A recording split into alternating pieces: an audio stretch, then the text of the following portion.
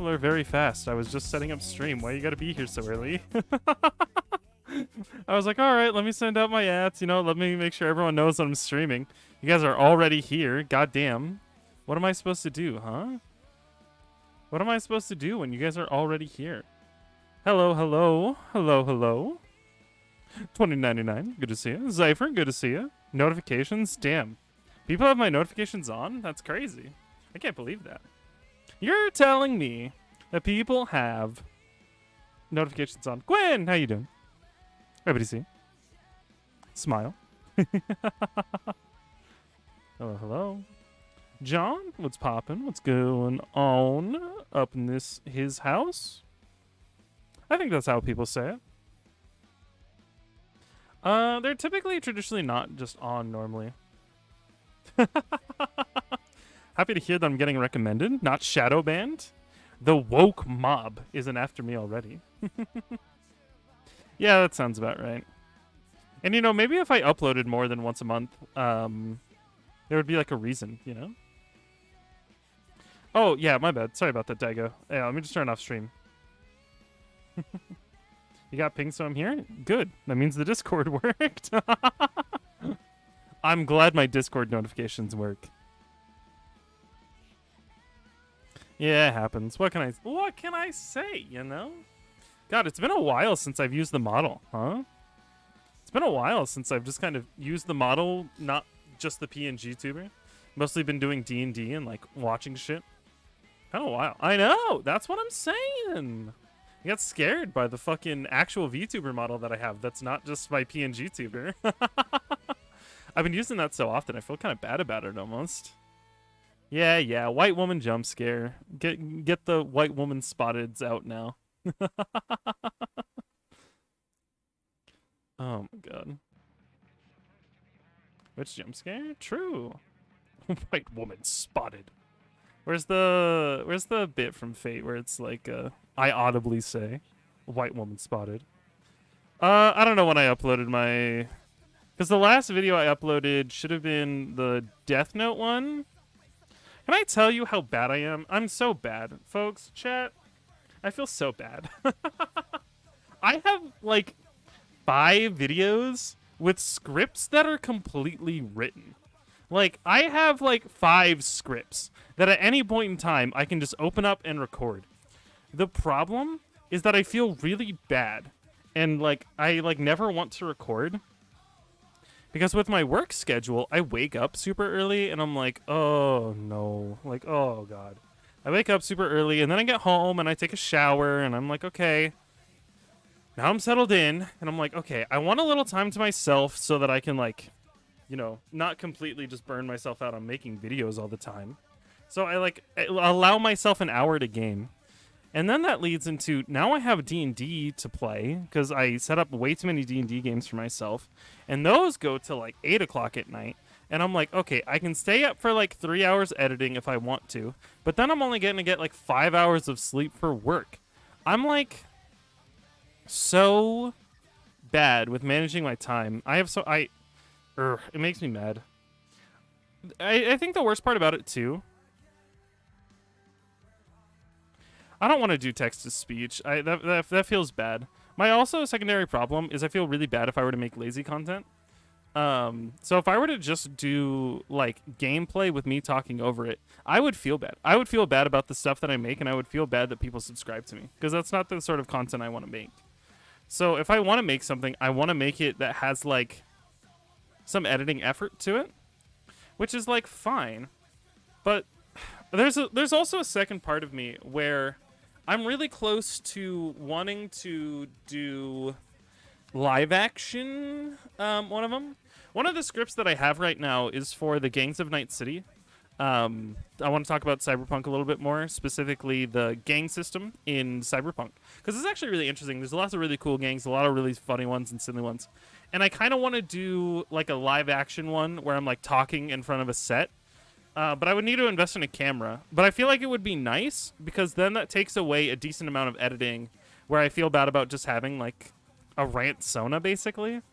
Because I noticed that a lot of my recent videos, I'm kind of just using my little like 2D avatar a little too much, or at least I feel like it's too much, because I'm like, oh, I'm just using this like a rant Sona, which is kind of cringe.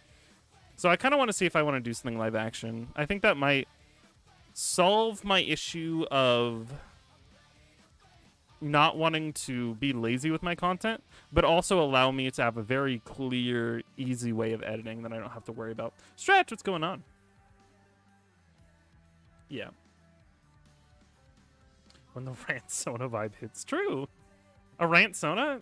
Here, listen. Is MatPat a rant Sona? No! No, it is! No, I will defend this till the day I die. 100%. Let me pull it up. I just have to look up MatPat image.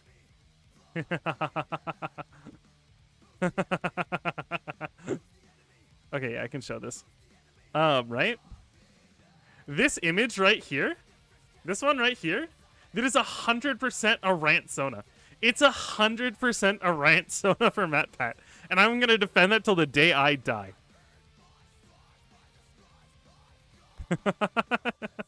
I fucking hate this image. He's used it since unironically fucking 2005, and he looks photoshopped in every single time it appears. Oh, fuck. We love MatPat in this household. That's what I'm saying. It's all fun and games till the rant Sona crosses their arms and, like, starts to defend slavery. Have you guys seen that video? I want to know I'm not crazy. Okay, there's a video that exists online. I'm so sorry. I'm so sorry if you're gonna, like, learn about this for the first time. There's a video where someone's rat furry OC with his toes out, right? The setup for this, like, rant Sona is leaning back in a chair, feet kicked up on the desk, wearing no shoes, where it's just, like, twitching rat toes, just, like, on the desk, and it plays the entire time. Now, you may ask, what is this rat rant Sona talking about in their video essays? You may be asking yourself, what sort of individual would be doing this? It was a justification for slavery. They were trying to argue that slavery was actually a positive in America. It's real. I want to see if I can find it. It's been taken down off of YouTube, obviously, but I want to see if maybe there's a re-upload.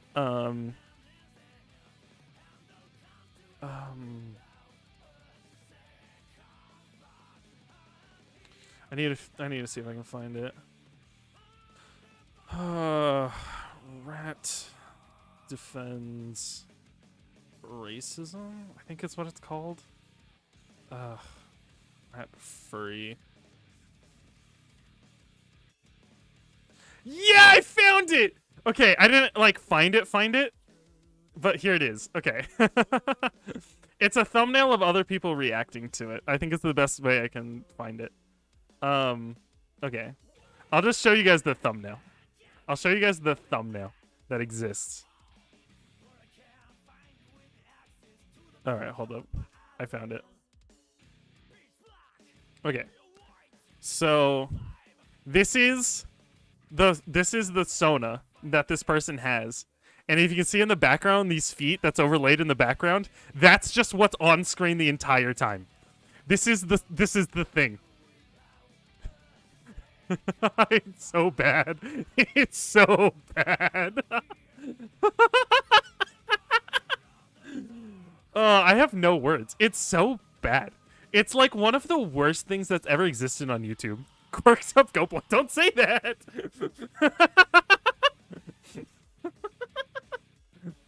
Yeah, sorry about that. Sorry that I had to, like, remind people that people exist.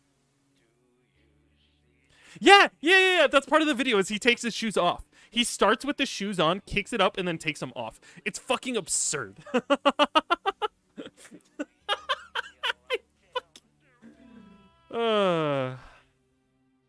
You just have... Oh, I have so much more. I have so much brain rot, period. I don't think you guys know this, right? I'm very... What's the word? I'm very curious. I like to know things. I like to, like, research little microcosms of society, we're gonna call that. And by that, it means I like just having a bunch of obscure information of like weird things that happened both online and IRL. That's just like one of my favorite like studies, I guess if you want to call it current events. Ugh, stupid word for it. But I just know things. I know a lot of just weird random shit that's just happened. Yeah, the sync lines do exist.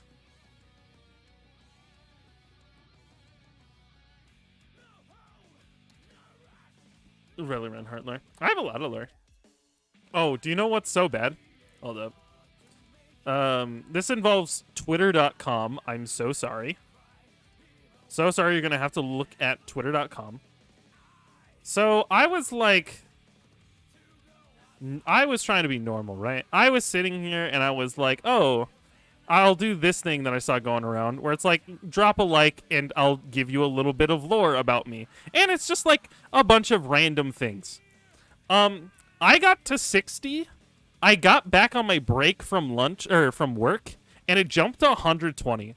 I'm not doing 120 of them, but I do have 60 random like facts about me that exist, which is pretty cool. I think the one that made the most people upset, where is it? Where was it? Where was it? This one. Where is it? This one. This little fact about me, I think made a lot of people mad, and I stand by this. I think Nero is so cool. Nero is a fucking awesome character in DMC.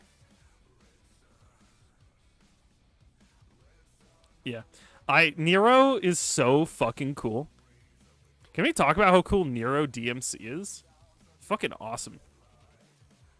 Bang is cool. True. It's hard to match Bang, right? That's the problem. When you add Bang Shishigami into the mix, it's hard to do any comparisons. No, okay, that was so funny. Okay, so this actually relates to my English teacher in that same thread. So I had an English teacher that did cosplay in college, right? That's just a thing they did. And they did Genshin cosplays. And, like, no one could find the account until after we graduated. And then, like, a bunch of my high school buddies were like, yo, have you seen Miss Blank Blank's fucking Instagram? And I was like, no. And it's fucking Genshin cosplays. I was like, ooh, it blew my mind. But the interesting part was she just had a bunch of, like, really weird, like, niche hobbies. And one of them was she said that ketchup cupcakes taste like cinnamon. And we're like, hey, how about you shut the fuck up? There's no way that's true. But it was! She baked them for our class, and they tasted actually so good. It's absolutely absurd that this woman fucking cooked ketchup into cupcakes, and it tasted like cinnamon. It's absurd. She tried to be like, nah, you see, it's actually a Canadian thing that they do this. And I was like, no, but like, okay, sure. That's what I said. I was like, there's no way this is a Canadian thing. No shot.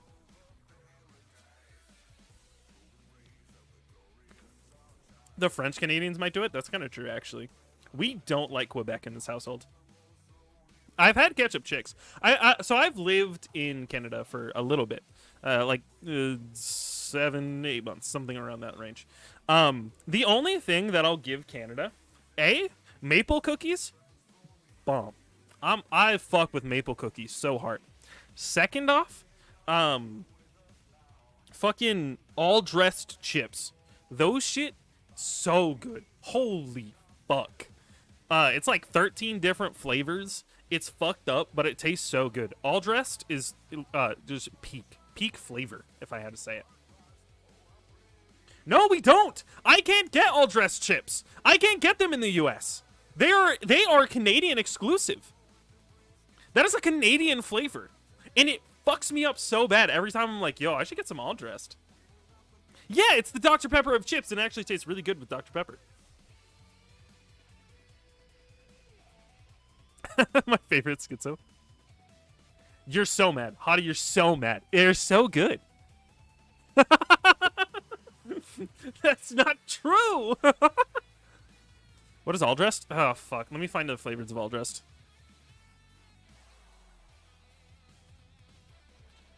Okay. So these are all dressed chips. All right. So these are all dressed chips. Okay, it's ketchup, barbecue sauce, sour cream and onion, and salt and vinegar. So once again, Canadians throwing ketchup into something it doesn't belong, but making it work. I don't get it. I will never get it. But like, I fuck with it. You know, I get it. They're great. I don't know what you're talking about. That's what I thought. I was like, this is gross. This is like an objectively like gross combinations of flavor. And then I had them, and it was like the scene from Ratatouille where like the colors are like blowing up in his head, and he's like, "Whoa, anyone can cook." And you're like, "So true, Remy from Ratatouille." That's what I said. It was the ketchup makes it. I swear to God. I swear to God, if you ever have the ability to try all dressed chips, you gotta try them. They're so good. Can I zoom in on the picture? Sure. Zena cry. So, like, they look like normal chips. Like, this isn't anything crazy looking, I don't think. Fuck you. Fuck the black wall. So-me deserved it. That lying bitch. Spoilers for Phantom Liberty, but I don't care.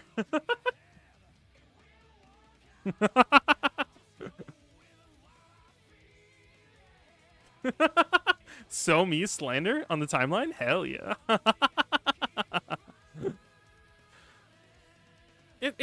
Okay. It's honestly pretty good. They're like very intense as a flavor, but they're pretty good. They're pretty good. I'll say it. What's the best D&D character you played? Oh, fuck. You know what it was?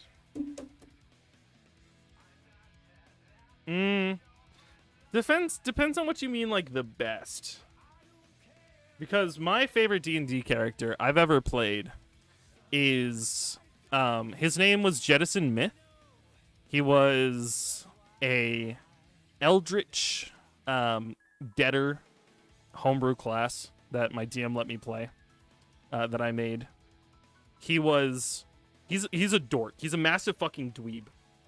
But the really cool about him was that he was really kind, and so he just kind of convinced outer entities to like make contracts with him, and so he could like lend on their support. So he had like fiends and celestials and fae and like elder ones all kind of be like, yeah, this guy fucks, like we want to help him out. And so it's this really kind-hearted like researcher guy who just happens to have a bunch of demons who follow him around, and it's really cool and it's a lot of fun. He was really great, talked in like a really deep southern accent. I love him.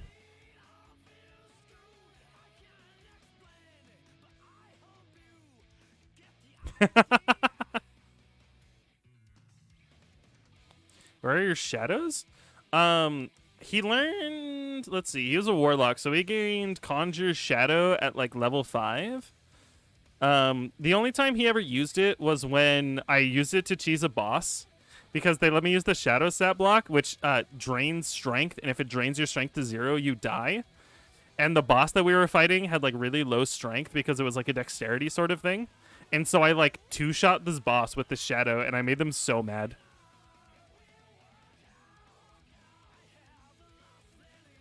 He uses skills on hostile settings. That's fair.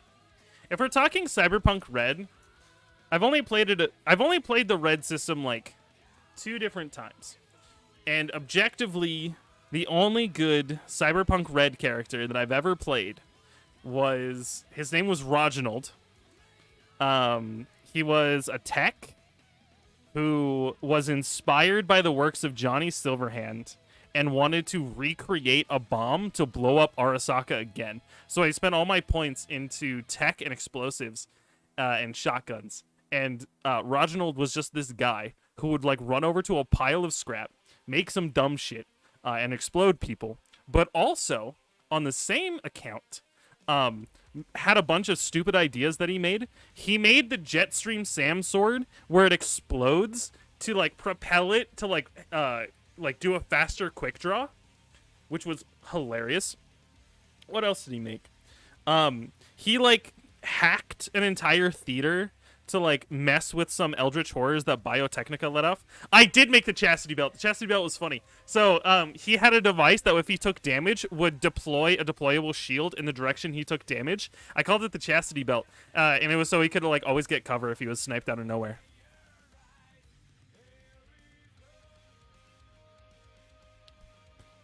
Legalize nuclear bombs.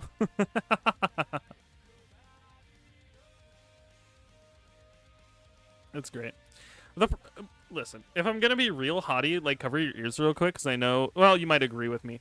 The problem is that Cyberpunk Red fucking sucks to make characters in, because it's a lot of just doing math, and then like that's about it. Characters are pretty generic at like early levels to like a unhealthy degree, and like only until you get to like tier 5 of your class, or I guess like your whatever it's called. I'm calling it a class. I forget what it's actually called.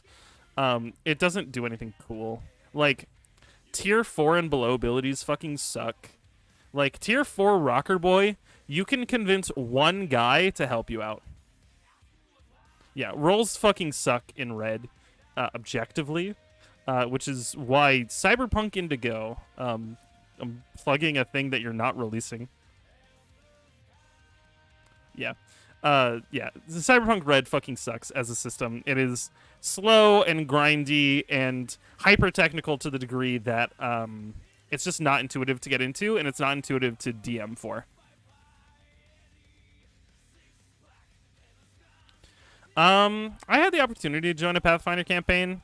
I didn't take it up, though I know it'd probably be something way up my alley because of how customizable it is.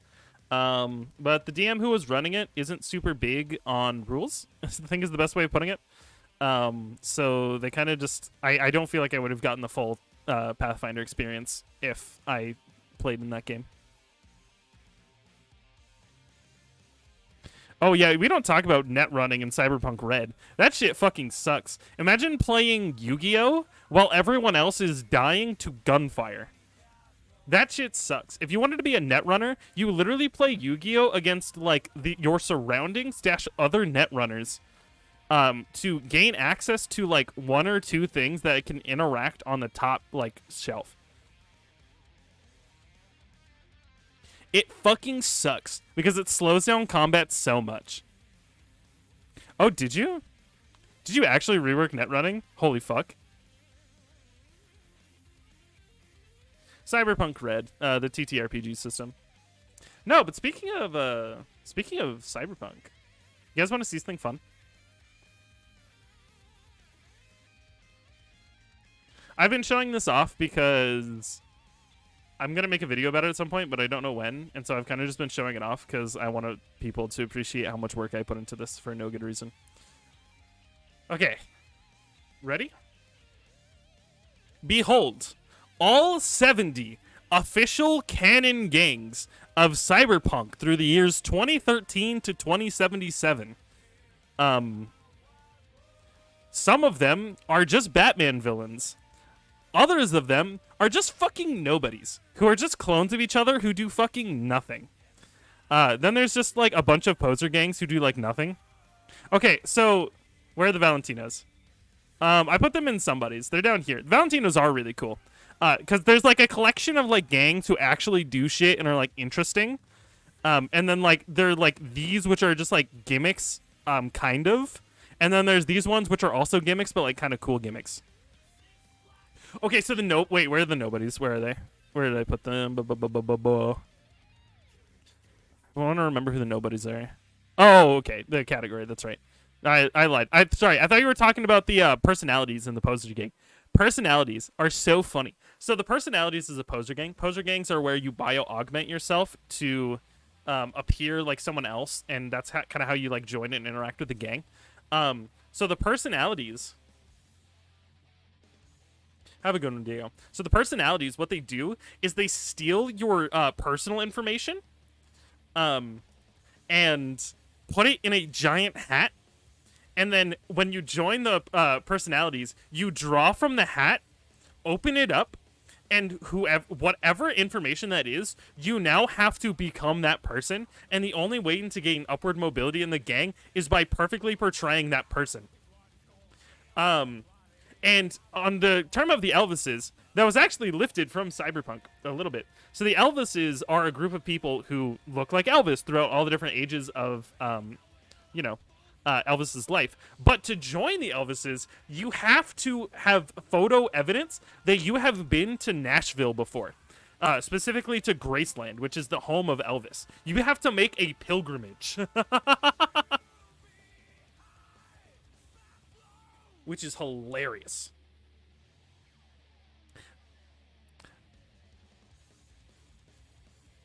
Basically. That's the best way of putting it. I mean, it's just another role-playing game.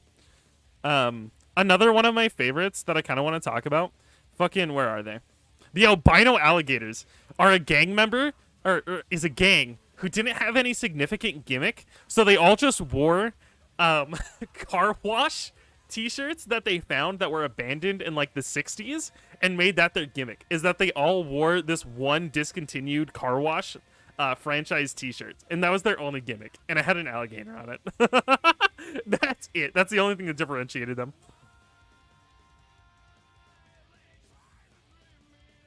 Where are the other cool ones? Oh, fucking, where is it? Where's the funny one? Oh, okay. So chat. Okay, I'm gonna give you a guess, right? There is a gang in Cyberpunk, specifically Cyberpunk 2020, called Citizens for Decency. Would you like to guess what the Citizens for Decency, what their whole gimmick is? Take a guess what the Citizens for Decency. Go ahead and take a guess what, like, their main gimmick is. PAA? No. No. Wrong. It is not polite manners. The MPAA is kind of funny. Only because they were founded because of similar reasons. Trafficking? No. Not post-World War II either. The Citizens for Decency are people who dress up like King of the Hill characters, basically, and go around and beat up minorities. They literally, their whole dress code is that you have to dress up like a Midwestern dad in like the 1980s and beat up minorities. That's what they do. And why are we doing this? There's a bunch of just random shit like that. Like, there's like 3 gangs in fucking Night City, which are all just about killing minorities. It fucking sucks. There's like 3 or 4 or 5 of them. Oh god. Some of them just suck.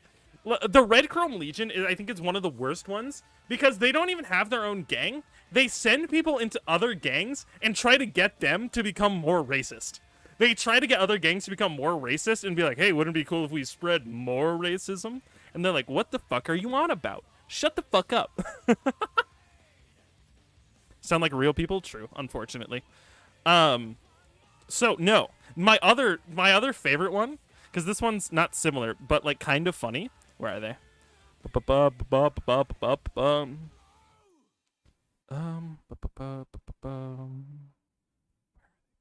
Shit.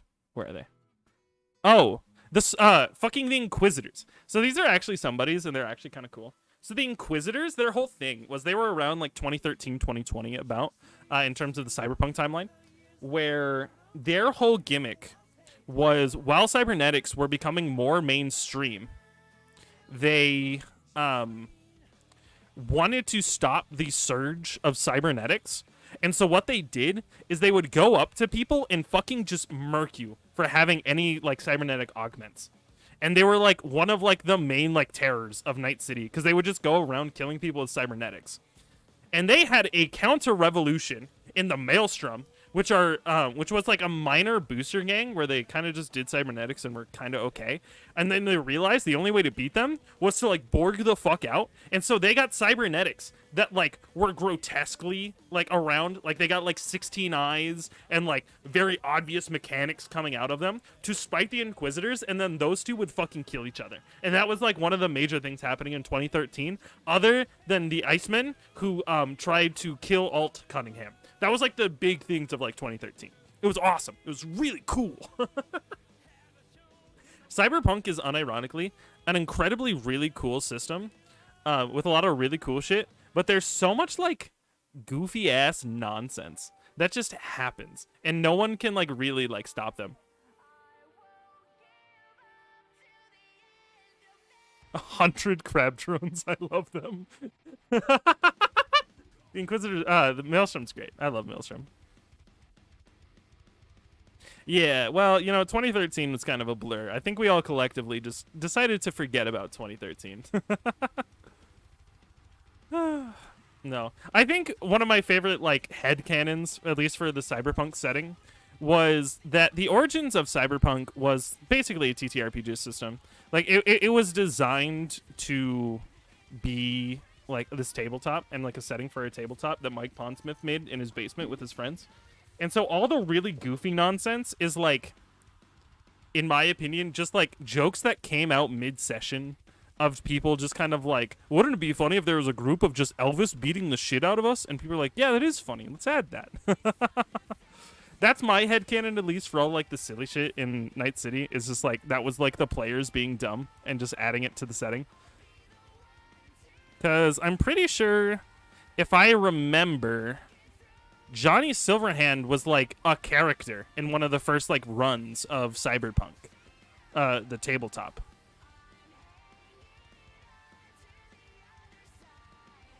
I want to say, don't quote me on that. I might be wrong, but at least from what I remember.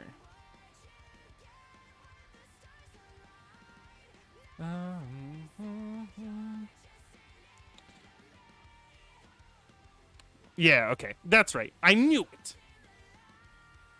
Oh, Pondsmith was Morgan Blackhand. Lamau. Awesome. Yeah. So Johnny was alive in 2013. The bomb happened in Arasaka in 2023. He died and then got put in an engram because of Soul Eater from fucking Arasaka. Like, that happened. Do you want to know what I learned, actually? Okay, real quick. So, what I didn't know, after doing a little bit of research, fucking one of the main people in 2077, Saburo Arasaka hates Arasaka. He was literally like the prodigal son who made an entire gang called the Steel Dragons to take down Arasaka from the outside, but fucking was like, I can't beat Arasaka from the outside. So, like, rejoins the family to try to steer Arasaka basically into bankruptcy and destroy it from the inside. Which is why he's fighting against his dad in 2077. Which I didn't even know. I was like, whoa, that's crazy. I should read Black Dog. That sounds really interesting. What? What do you mean becoming a pirate? I am unfamiliar with this bit. No, it's so cool. I love Cyberpunk. Cyberpunk's great. It's been my brain rot recently.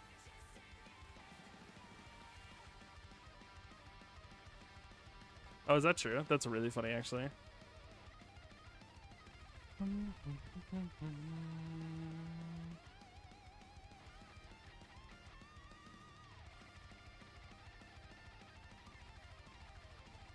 Guys, I have an idea. Guys, listen. You're gonna love this. I still have Hero Killer Brain Rot. It's still around. It's just less so. Mainly because, like, what happened was I was, like, reading a lot of Hero Killer at the time, and so it occupied my brain a lot more. And now that I have to read it weekly, it's, like, a little less so. And the story's in, like, a kind of boring place right now, because, like, it's just, like, lead up to, like, an actual encounter. So the story's pretty, like, boring right now, because they're not doing anything. But it's probably going to get good soon at some point.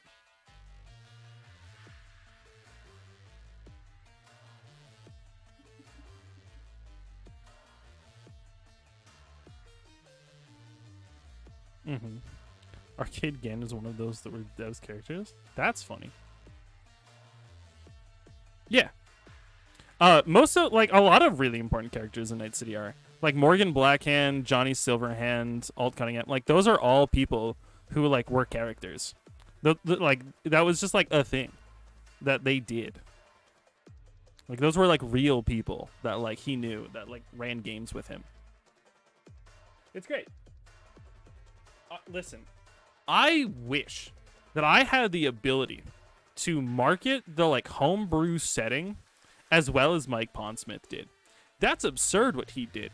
He took his own OC setting that he made for a silly TTRPG and fucking like turned it into like a really big project that like defined a genre. That's fucking nuts. It's crazy. It's really cool. That's all I gotta say on the matter. I wish I could do that with my own OC world because that sounds really fucking cool.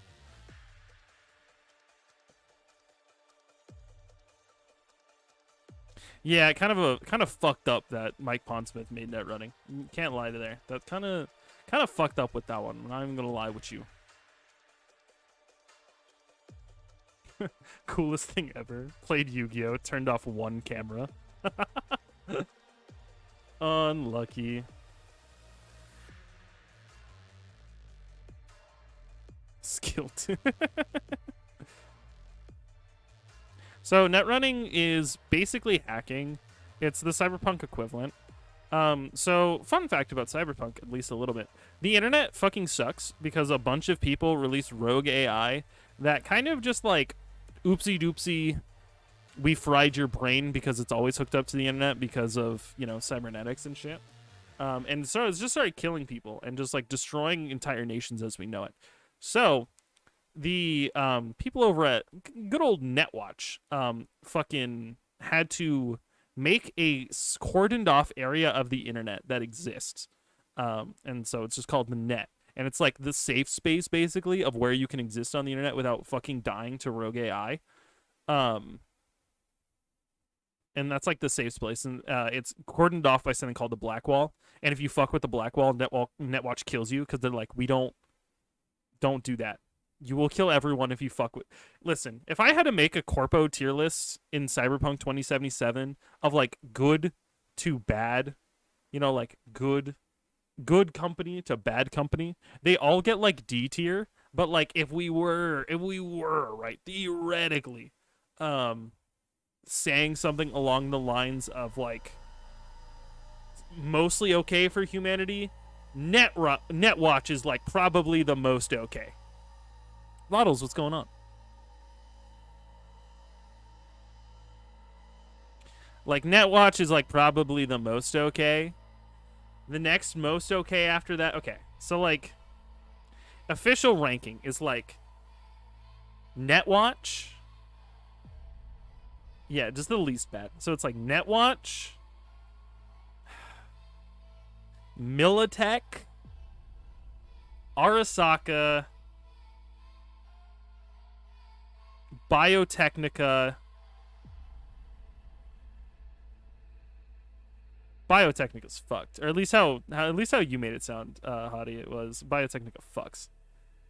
Fucking sucks. They're the worst. They like genetically engineer people, and they're like released horrid monstrosities upon the people of Night City.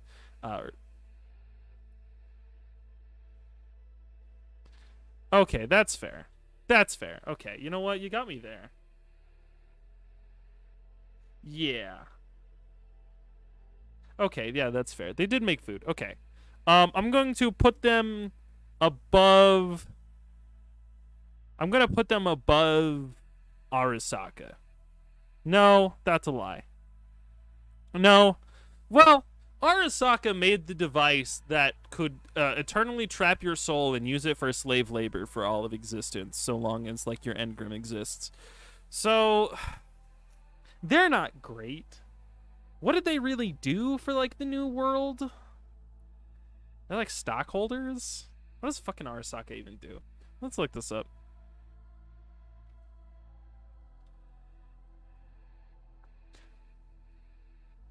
This is working on it. True. Wide megacorporation, corporate security, banking, manufacturing. Oh, they do nothing. They do nothing but provide security for other corpos. Never mind. Yeah, Arasaka's the worst.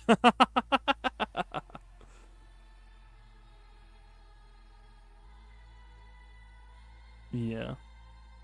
Okay, yeah. They suck. They're bad. They're bad. They're bad. All right, let's look at like let's look at some of the megacorps, you know? Arasaka. Militech. Militech just is like normal bad company stuff. They're just like arms dealers and like sell weapons to like countries and like profit off war. So they just kind of suck in like a really normal way. What else is there? Biotechnica did make infinite gas and food and mutant children. We're not forgetting about that. That did happen. Let's see.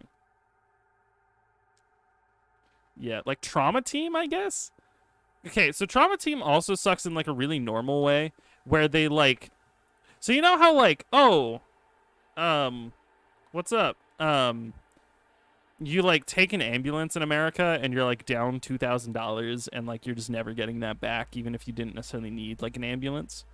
So imagine that, but their best response time is like 5 minutes and like they leave you with like millions in debt where you have to pay for the ammunition used, you have to pay for the fuel of the ambulance and all of the hospital bills.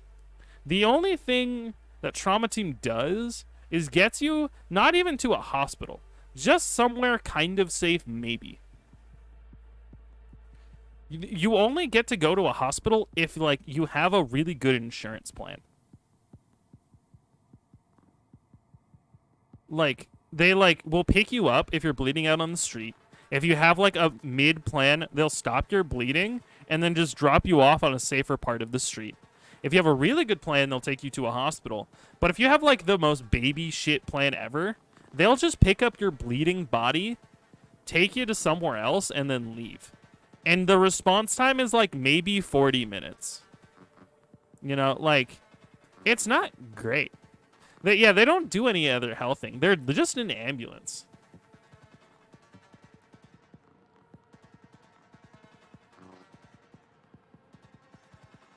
That's what I'm saying. Yeah, so there's like companies that are evil in a really boring way, and then there are like fucked up companies that exist, which is really funny. The world Cyberpunk's interesting. It's really cool. They're just fancy Uber. Yeah, they're Uber, but like you get full but like your Uber is like armed to the teeth and could take on like 3 or 4 cyber psychos, right? Like that's like your Uber driver, is if they were also like maybe a little cyber psycho. Actually, can we talk about fucking, where are they? Who are these motherfuckers? Where are they? MaxTac, yeah, MaxTac. MaxTac fucking sucks. You want to know what happens? MaxTac is a bunch of functional sociopaths who exist purely for the sake of suppressing cyber psychos. But they're also cyber psychos. They exist. Like, they're just like cyber psychos killing other cyber psychos. The only difference is that they haven't snapped yet. Like, once they snap, they like get like their guns turned on them, basically. What they do is they'll abduct cyber psychos. If they believe that you can be like converted, you join MaxTac, and then you're just like, we'll let you kill people for fun. We'll let you just like kill people, but it only cyber psychos. That's the deal you make, and if you don't accept it, they kill you. MaxTac's fucked. Okay, so that's the thing, right? I never understood that theory that cyberpsychosis doesn't exist, because it does, just not in the way people like romanticize it. Like, cyberpsychosis happens. You lose your empathy, you're no longer human, and you no longer consider like people around you to be human. And so like you're a little so you feel justified at least like causing harm to them, which is like what cyber psychosis appears like to other people, where it's like, oh, I got too many cybernetics, I'm going crazy and ripping people apart. Like you can be a cyber psycho, but like functional. Like you can be like, I hate you. You're not a person. You're an object, and you can be an asshole, but like you're not cyber psycho. You know, like you're not like full crazy yet. Edge Runner's depiction of cyber psychosis is like a little interesting, like Maine a little bit, because it has the same idea where they kind of go nutso, but like only in the sense of like they're like hurting other people because they let their emotions get ahead of them, sort of idea. But like, yeah, cyber psychosis doesn't exist in the sense of like, oh, I'm gonna beat the shit out of you. Yeah. So like, yeah, Edge Runners did fuck up cyber psychosis, and I do admit to that. That is true. But yeah, it's a little fucked. It's a little fucked up. Do you know what's fucking stupid? I say this, but it's only because it was really funny and it made me mad. I was I was playing Phantom Liberty, and to get in and out of the DLC, you have to pass like a guard tower that like scans your vehicle and is like, you're safe to go. And you're like, okay, thank you. You have to do that. But for whatever reason, I had just killed a couple of guards like 2 blocks away, and slowed down time, because my whole build is I slow down time, hit weak points with a katana, make people explode, and then disappear before like I was even there, basically. That's like my whole build. And fucking these. Apparently, I missed one or didn't fully kill one of these guards because I was still in combat, but I didn't realize that. So when I pulled up to the gate, the entire like military grouping of there, it was like 16 soldiers, all fucking just turned on me, and they're like, "Get her!" And you're like, "Oh, fuck." um, and so I was just killing them, right? Because like I can't die. That build doesn't let me die. I'm a little too quick on the feet, if you would. I can just leave combat whenever I want. Because like, what are they gonna do? Follow me and stop time? I Zaworldoed them. You know what I'm saying? But I was fighting, and it was really funny because after you get to 4 stars wanted, all of the civilians were just like, "Holy shit, they've gone cyber psycho!" And I'm just like, no, they just started killing me in what you perceive to be like for no reason, but I still get MaxAct called on me. Fuck you. Net running is so much fun. In 2077, it's really good. An intelligence build.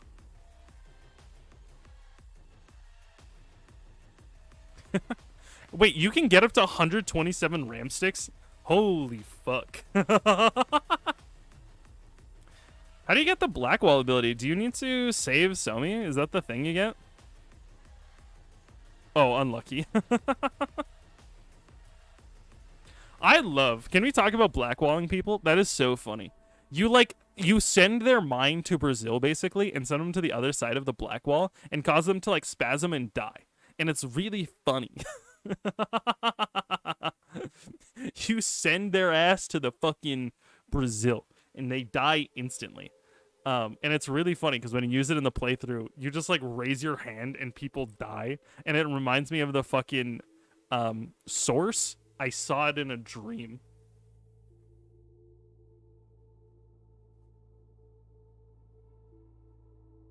Atom Smasher? I mean, you can go like... You can just like invest into arms, metal plating, and like, I guess projectile launchers. You could do something similar probably. That's really funny actually. Boom. You're in the moon. How's it feel to be in the moon, dipshit? That's funny. It's funny as shit. Granted, I think it's funny. Ligma balls sends your ass to the black wall. It's revealed to me in a vision. Good lord. Yeah, it just fucking summons a rogue AI and is just like, whoa, death be upon ye. And it's like, this has no lasting consequences. That like a rogue AI was invited in like beyond the black wall. That's fucked up.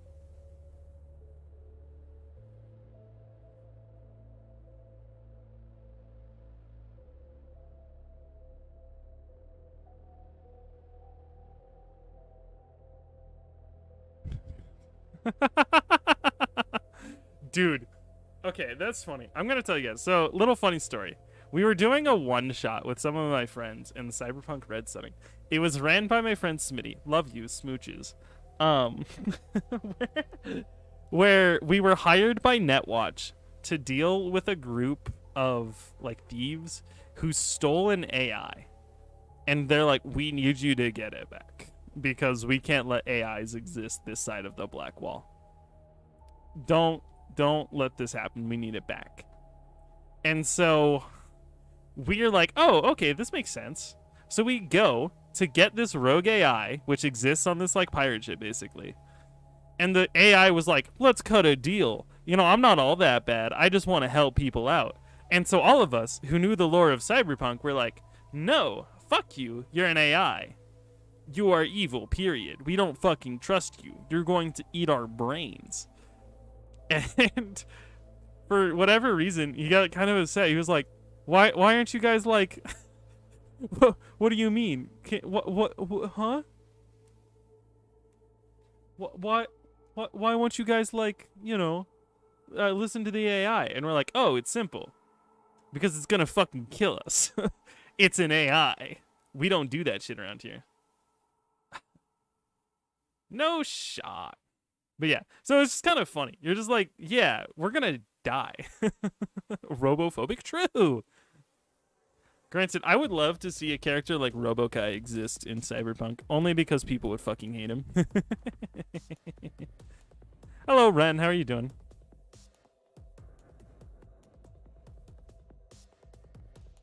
Do you know what I want to see?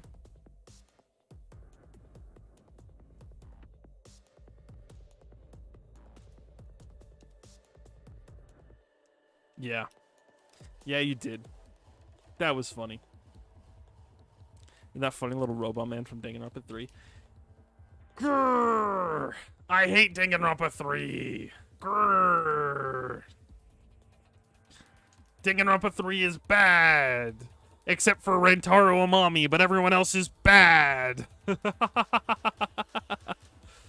Grrr! Danganronpa 53? I don't fucking know. Whatever the fucking one is. What about the purple guy? He fucking suck.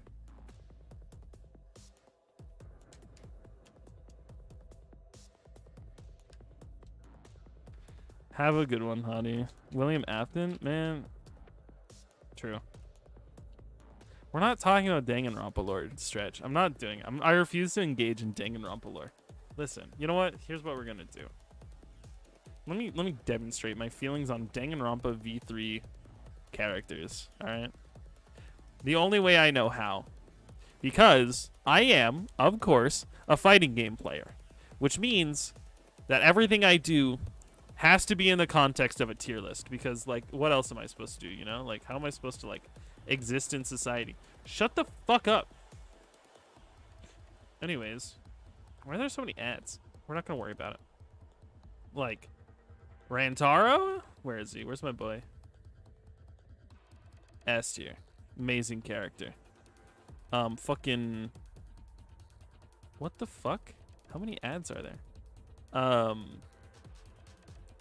Fucking...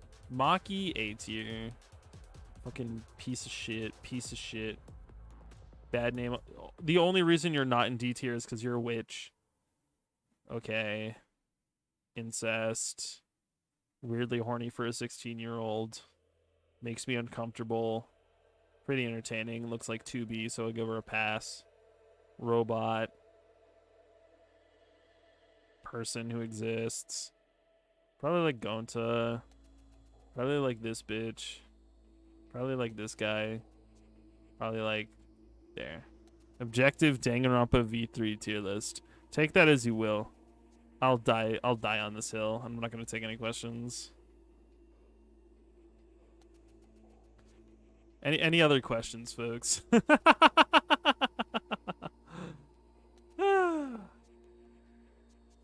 Tier list be none? True. I'm very good at it. Is Eternity plus Persona? I don't even know. Magic. Yeah, it's fucking stupid. Like, lean into that shit, you know? We do love the maid. The maid is pretty good. Yeah. What archetype are the Danganronpa 3 crew? Bad. That's a bad. Kokichi fucking sucks. I'll say that. Kokichi's the worst. It is the most fucking like mind-boggling mid-ass character to ever exist in like human society. And people are like, "No, he's so edgy. I love him. No, he's so cool. He's like he's like really mean to people and like he fucking sucks." I fucking hate him. They tried to take what made Nagito like somewhat enjoyable and like fucked it up. Yeah, Nagito's okay. Kokichi fucking sucks. Why do I like Rantaro? Because he's a cool, interesting idea in the terms of like Danganronpa. Because like all the other characters are like, I'm a gifted student and I don't know what's going on and I'm gonna go crazy if I'm stuck in here for another day. I have to kill somebody. And you're like, whoa, that's so crazy. I haven't heard that story before. And that's like all of them, and they all kind of suck. Like Danganronpa 1 was probably my favorite. Danganronpa 2 is okay, and then like 3 fucking sucked. All the characters are just kind of bland. If you don't like their specific archetype of like generic anime character, then they're all kind of bad. Rantaro was interesting because he's someone who's experienced games like this before. He knew like what like Akuma's game plan was, and because of it, he was like smart. He like did things like intentionally, and it was really interesting. And he was like, he knew what to do, he knew what to look for, and he knew how the game worked, and he was trying to game it. And the reason that it didn't work was because like Chiaki was like, not Chiaki, what's her name, the main bitch from Danganronpa 3, the one you play as at the start, was like, oh, we gotta set a trap, and like he didn't expect other people to like kind of know how the game works. Widow, how you doing? I'm doing good. Explaining my distaste for Danganronpa 3. Susanoo Takaya for Smash? True, actually. That would be really funny. Danganronpa is a visual novel where you play Ace Attorney to try to catch a 16-year-old in the act of murdering people, all while a funny bear says, play this game where you shoot letters! And you're like, oh, man, shut the fuck up. Kaede? Yeah, Kaede. Chikoi was cool. I actually really like Chikoi. I think, in terms of character, she was actually pretty interesting. The idea of like, oh, I'm a maid who works in the background, I'm a trained assassin, and I kind of run the government. If people ask me to do something, I can do it because that's my job as a maid. And you're like, oh, that's kind of interesting. That's a little cute. But like, she kind of goes down like a bitch, if I'm gonna be real. Which is what it is. Big green robot guy, yeah. I forget his name. Robomasu or something. I forget. He's like okay. His whole bit is to serve as an object for the pink girl to be like, holy shit, I'm so horny for machines. And it's okay. Can I talk about it? Listen, folks, Danganronpa is weird. It's a weird series. It has some weird, questionable shit because Japan is weird and questionable sometimes. And you're like, yeah, okay, whatever. I can accept the medium to an extent. But when the entire game, for the first 5 chapters or something like that, makes a joke of verbally degrading this girl and her getting turned on by it, fucking sucks. And I hate it. And it makes me feel weird. And I don't like it. It's genuinely one of the most uncomfortable I felt in a fucking video game. Like, it's just weird. It doesn't make me feel good. It fucking sucks. How do you cure your fighting game plateau? Good question. Typically, the best way to cure a plateau is to identify where your problems are at, or dash take a break. Typically, when you plateau, it's because you've gotten very accustomed to something. You're okay with your losses and you're okay with your successes. I would recommend, if you're plateauing, take a break, do something else. Turn to it like in a week and a half, and then you get fresh eyes on it and you can begin to make proper advancements. That would be really funny, though, in terms of, like, yeah, Mechamaru. That would be really funny in terms of Susanoo and Smash. Yeah.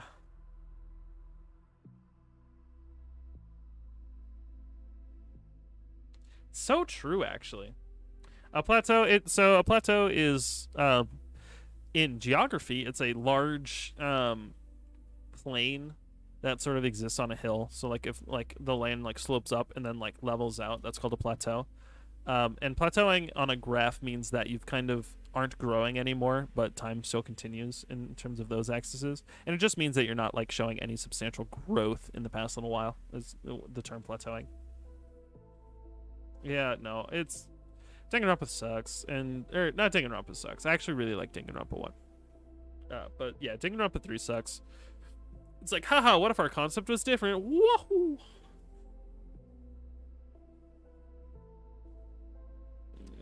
No passive income. True. But I think of Aki, I think she's interesting actually, gameplay wise. She's pretty susceptible to drive impact, especially with a lot of her pokes and how far reaching they are. But as long as you're smart and you're not being dumb, it's actually pretty manageable. In terms of like how strong I think she is, she definitely feels like one of the characters where I compare it to Milia, right? So at the start of Strive, everyone was like, man, Milia is ass, she's so garbage. But that's because like the lab monsters haven't been able to play against Milia at the time. And so when the lab monsters finally started like coming out with Milia attack and made it like really impressive, you're like, holy fuck, Milia's busted as shit, what the fuck? And like she becomes really strong. And then people learn those setups and you're like, okay, Milia's more manageable now than I ever thought. And then the lab monsters come back and you're like, holy fuck, there's new Milia setups. And so you kind of get that cycle of sort of this arms race between the character. If I had to guess, Aki feels like one of the characters who's going to end up in like high mid tier basically, but is going to hover between like one of the best to like one of the worst.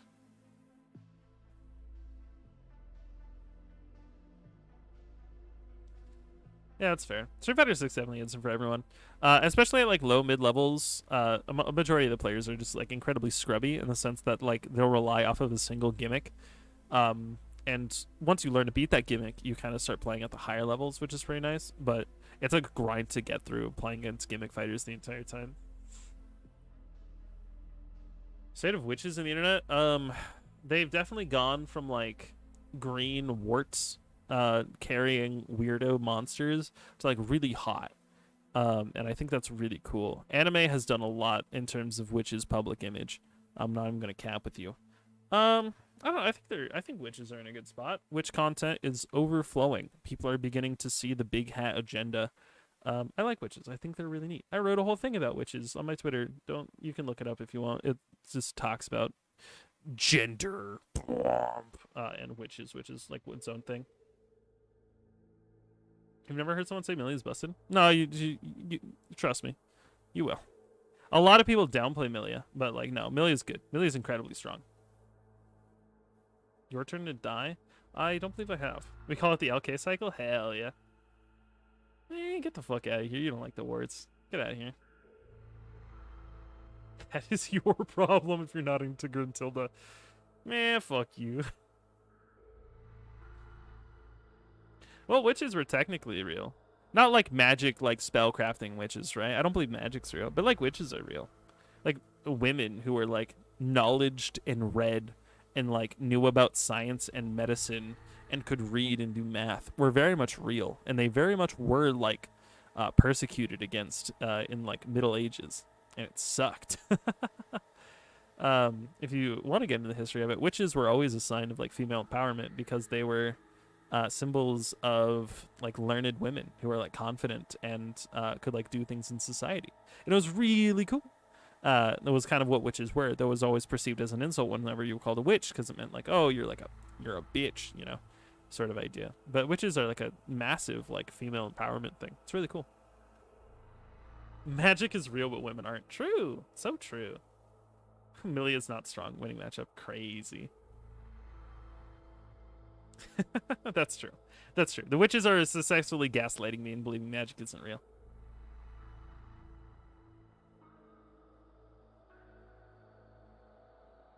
Yeah, I made a tweet about it today. Yeah. Witches were any woman which was smart and confident in like the Middle Ages.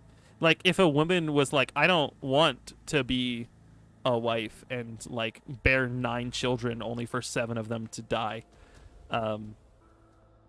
they were like called a witch basically, especially if like she pursued education. The only like women who were allowed to like really succeed were like women who worked in the church, and they were like weren't allowed to like really supersede the bounds that the church placed on them. And so whenever you did get that, they were called like witches and were like shunned and like killed and shit. It was awful.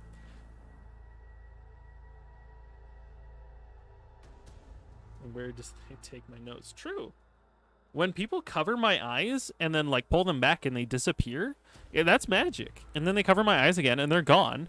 And then they like uncover my eyes and they're back again. That's magic. That's real. True.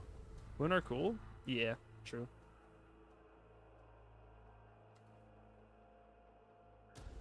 Only one every 2 women, yeah. That's true, that's true. Part of curse to get no bitches.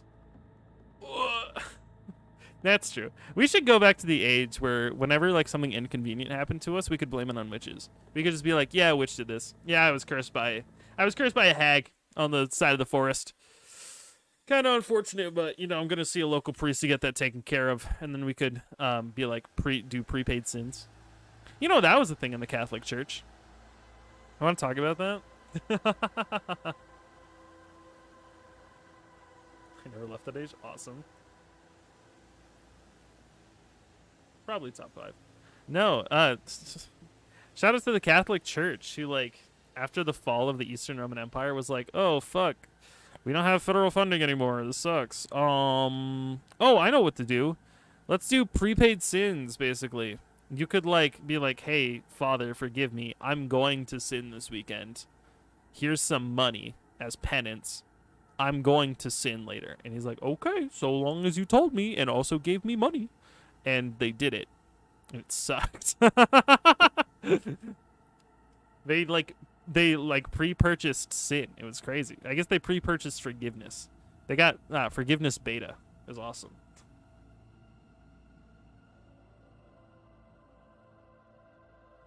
Well, I failed my exam. Don't worry, sweetie. It's because of the weird hag living next door. True.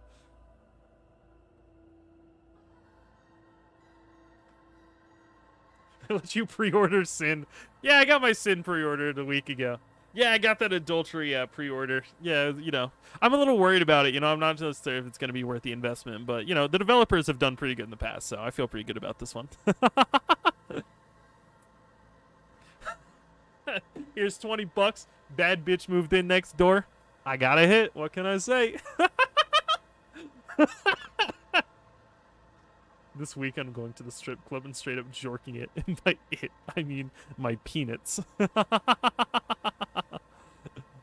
Oh, fuck. Yeah, shout out to the Catholic Church for being awful and the worst. Still waiting on, you know,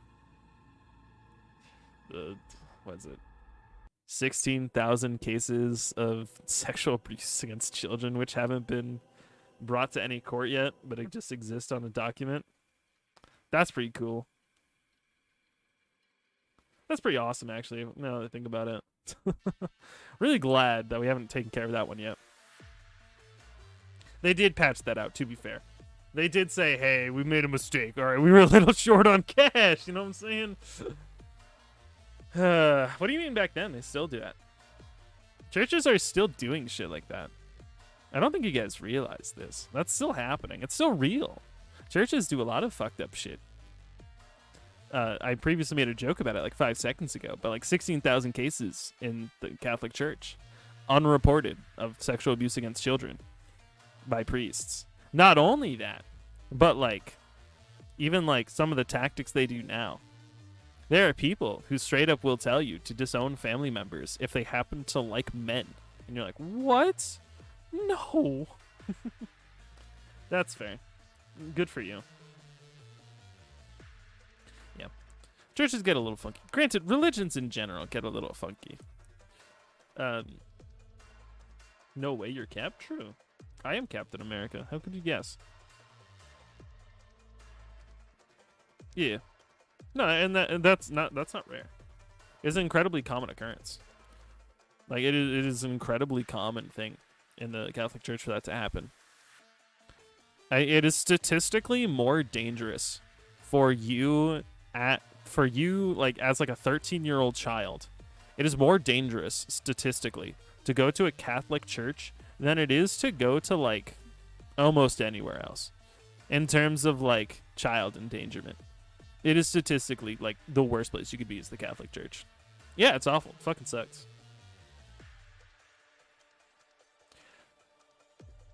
Yeah, I mean, 100%. Yeah, every religion has it. And I'm not saying every priest is like, I'm not saying like every priest is a child molester. I would never say that because A, no evidence, no proof. B, there's a lot of churches, to be fair. The problem more systemically is with overarching churches like that, is that they handle the matter internally, which means that it never gets reported to the police, and people who should be in jail and rotting for like ever aren't, because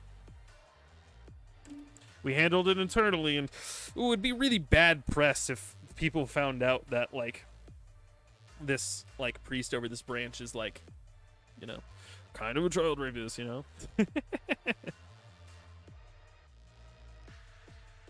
Yeah. I mean, churches. All right, we're getting enough. We're very strange topic, but I'm down to talk about it so long as you guys are, chat. Yeah, I mean, the idea of religion is, or at least organized religion, right? I'm kind of the opinion that there's probably a God. There's probably like a person out there who like probably made a lot of shit.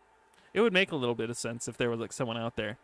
But in terms of like organized religion, maybe not. Mainly just because when you're handling something as delicate as your relationship to a spiritual being, having another human manage that sounds like it will cause problems, right? It sounds like it will cause problems if you put your relationship with a god in the hands of another person, especially because that gives them so much authority over you. Because if you are afraid that your soul is going to be damned to hell if you don't do the right stuff, if you believe that, you know, your internal like spiritual progression is like doomed if you don't do certain things, you are naturally willingly giving yourself to be manipulated by someone above you. And a lot of the time, people don't handle that sort of thing well. You see it with a lot of Protestant churches who like take money from you and force you to buy books or like attend lectures or something that are like paid, and they sell out these mega theaters. It's a problem. It's a genuine problem that churches have, where they will just like leech money off of you because of your fear of eternal damnation. It is a system itself which sort of requires like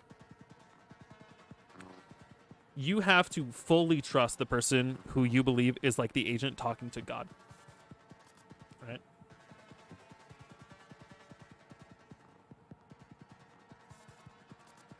Yeah.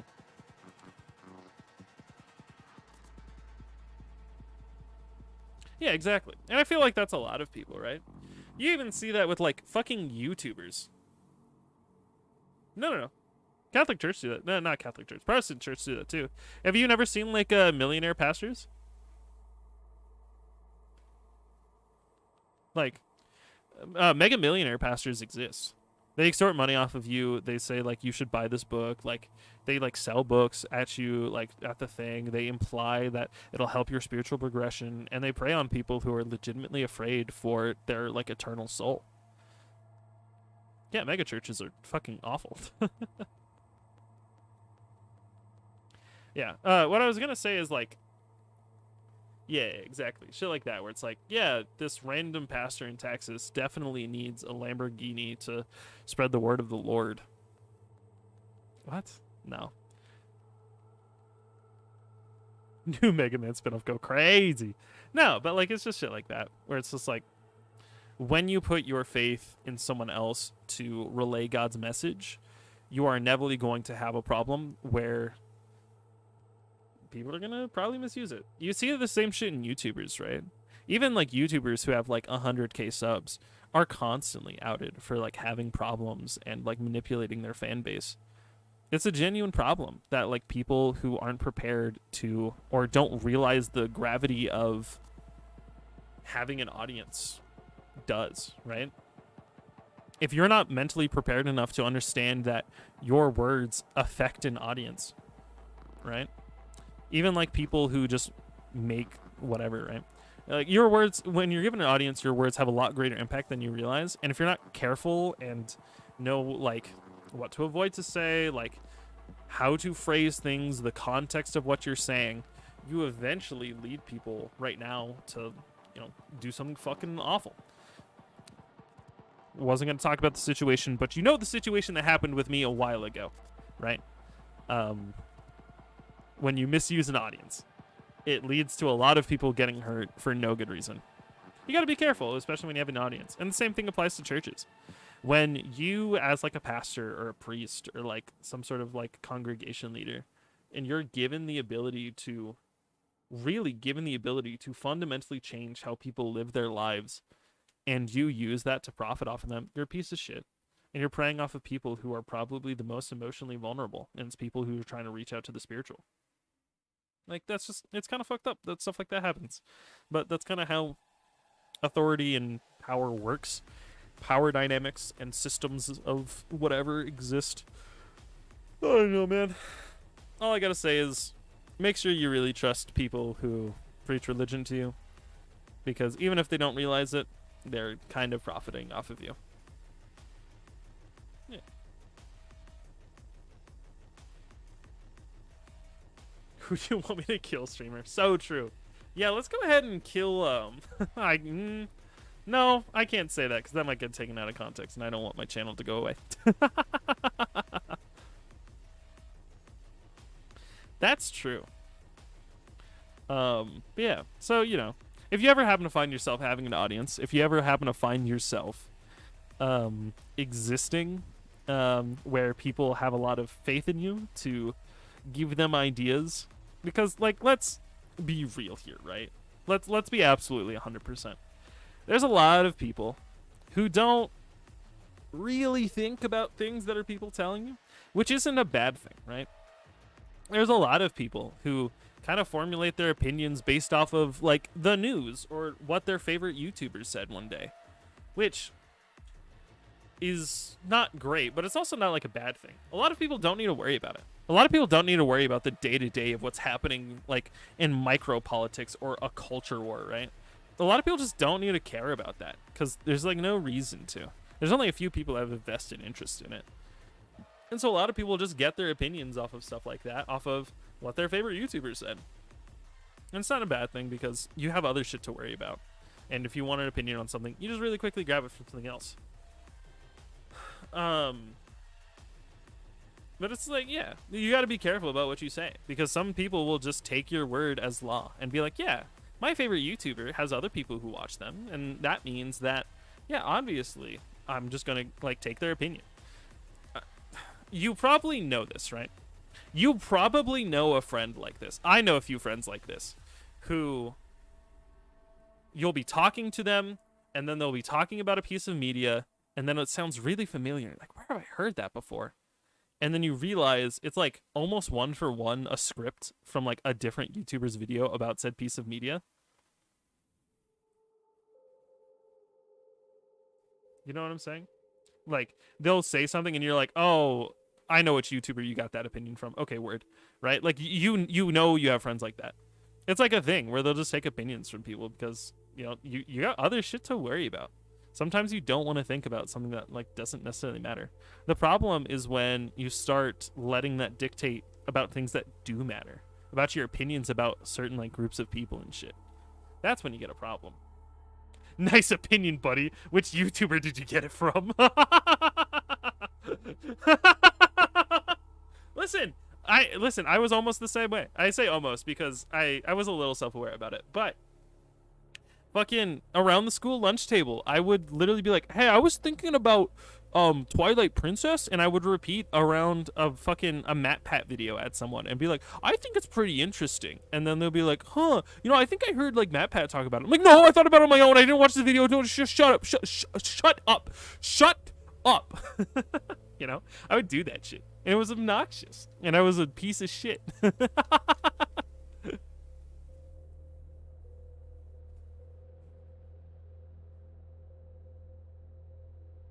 Yeah.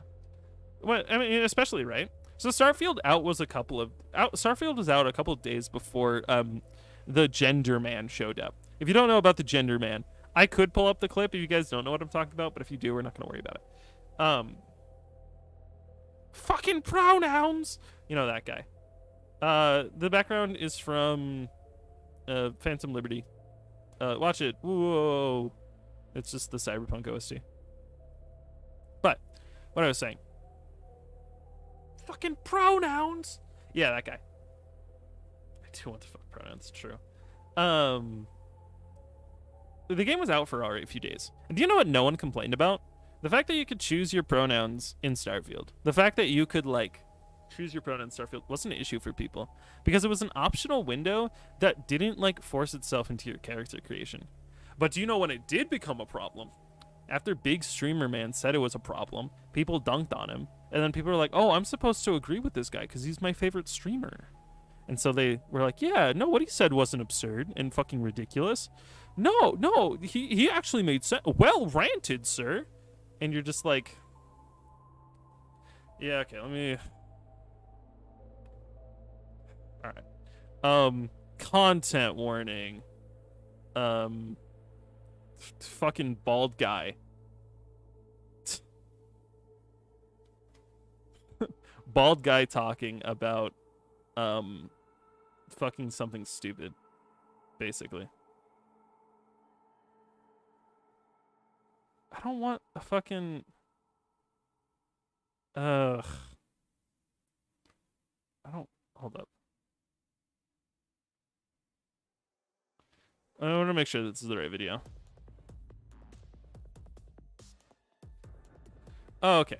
This is fine. So this is probably going to make it look a lot more official than, like, what actually exists. And in which case, I'm very sorry. But... There is nothing I love more. Right. Taking my headphones So, off, we're just going to... Bethesda, I'm going to there is show this a little bit. nothing I love more than to Right. fire up a brand new RPG. He's like, lose myself. okay. Did you want to get immersed in our world? Yeah, well, guess what? Fucking pronouns! The joke is the rant is that when you can choose pronouns in video game, your immersion's broken. When you're making a character in an RPG and you're in character creator, you can choose what pronouns to use. It breaks your immersion? Question mark? I guess. He goes on for like a minute and a half talking about like, oh, he just like makes fun of Bethesda for including something that like was a nice gesture, right? Like, don't get me wrong. They kind of fucked it up. In the game, it doesn't always use your preferred. It sometimes just forgets what you selected. And you're kind of just got to say, oh, well, you're like, it doesn't work. But it was a nice gesture. I appreciated it at least. I thought it was a little interesting. And I was like, oh, that's nice that you're like looking out for people like that. But, you know, the fact that you got so worked up over nothing, and then it got other people worked up over nothing, and people rushed to defend my streamer. You're like, what are you doing? Why do you suddenly care? You didn't care 10 minutes ago. But now favorite streamer said, I care. And that's the problem. The problem is that a lot of people let them, you know, control their opinions based off of which British man said something sort of funny at some point. Yeah, fucking... Yeah. I think the only reason that okay, if I'm being real here, sorry, chat room, I gotta say, I'm sorry. Typically, I don't get quote-unquote political on stream or in videos because it's not really what I care about. But this is, you got me at a bad time. And by bad time, it means, I don't know, I'm tired and I'm just kind of saying shit. But people have such PTSD over the word pronoun because they imagine that the next thing out of their mouth is the ability for someone to choose it, right? They're like, oh, I don't agree with this whole, like, gender thing. And if there are pronouns existing, that's just part of the gender thing. Because they kind of forgot that it was, like, a language thing, right? when you get people who get really upset over like the fact that like people use they them because they're like that's a plural, and it's like you were using them 5 minutes ago. You were using it as a singular because you didn't know which gender they were. That's like a thing that people have done for years, centuries even. It was officiated in like the dictionary or like the grammatical guides in like the 1870s. That's a thing we've been doing forever. But now it's become an issue because people have like genuine like PTSD, I guess, from hearing that people like use it in this way. It's ridiculous. You're like, what are we doing in your chat room? Like, right? And so people get worked up over it. And in terms of like pushing your own agenda, we'll call it, it's like bad. It's bad optics. It's bad optics when you clearly look like a buffoon, right? It's bad optics when you let yourself get to a point where you're exploding over something but not articulating it, right? Because I'm going to be real here, right? I'm going to be completely genuine. Like, let's just kind of face reality, right? People, there's a significant portion of the country which don't exactly like trans people. That's kind of just a fact that exists. That's just a thing that exists. And so there's people who will agree with your sentiment if you say something like that, right? There are people who will agree if you're like, these people are delusional, right? There are people who agree with you if you say that. But when you're so afraid of losing the vast amounts of wealth that is pumped into pseudo-bigoted content, that you kind of have to play by the rules of a company who's like doesn't necessarily want hate speech on their like platform, but you also still want to play into the pseudo bigoted content. You enter this weird thing where you look delusional because you can't say what you really mean, right? When you look at like really successful people, you look at like people who are just kind of really forward with what they believe, and that applies to both like right and left on everything, right? The people who are successful say what they mean. But you get these really weirdos who can't say what they mean because they're afraid of losing their donations off YouTube and don't want to move to something like Rumble. And so they try to be like, that's not what I meant, which is like stupid and dumb and silly, right? Say what you mean. Let everyone realize that you're kind of a horrible, shitty person. Find your little audience of like 30% of the country and like get on with it, right? Like, there are people who are afraid of, like, existing in a space and, like, being called out for it. They're terrified of it. That's why they try to cloak it in, well, logically, it's, right? Because that doesn't make any sense. Because if you did research about certain stuff like that, you'd kind of understand, oh, hey, look, there actually is a lot of logic to this, and it makes sense, and it's coherent even. It's even consistent. But you can't say, these people can't say, I feel this way. This doesn't make sense to me and I don't like it. Because if they were to say that, then they realize, yeah, there is no argument, and they're kind of just stuck with the people who already agree with them. They try to create arguments, but kind of end up faltering when they realize their arguments don't make a lot of sense. They're mainly driven off of emotion. All this to say, be careful with your audience. Even if you're like, I don't know. This is like the only time where I'll ever say something with the hopes of persuading you to take action. Even if you're like, even if you are an ally, even if you like support people, right? Even if you support like LGBTQ members or minorities, even if you support them, but you're like, yeah, but I can be a little racist because it's funny. You're opening the door to people who want to use that gray irony space to profit off of being bigoted. Like, I understand that you don't mean it. I understand that it's funny sometimes between friends. But kind of when you do it in the wrong space at the wrong time, you open up a lot of discussion where there shouldn't be. You invite people who want to take away people's rights to have a voice by being like, no, it's ironic, wink wonk. And you're like, I don't know. That's my 2 cents on the matter.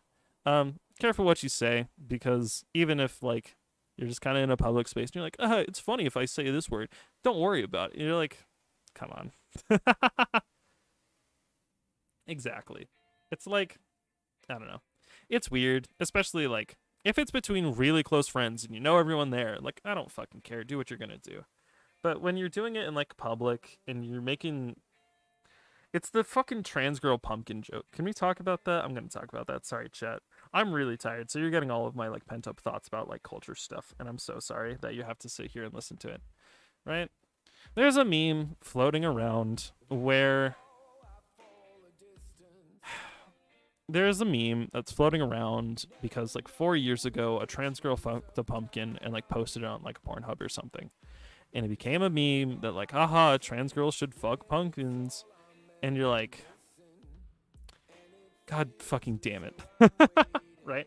It became this joke that like, haha, trans girls are fucking pumpkins, and it opened up, even if it was like good-hearted because of like one thing that happened once.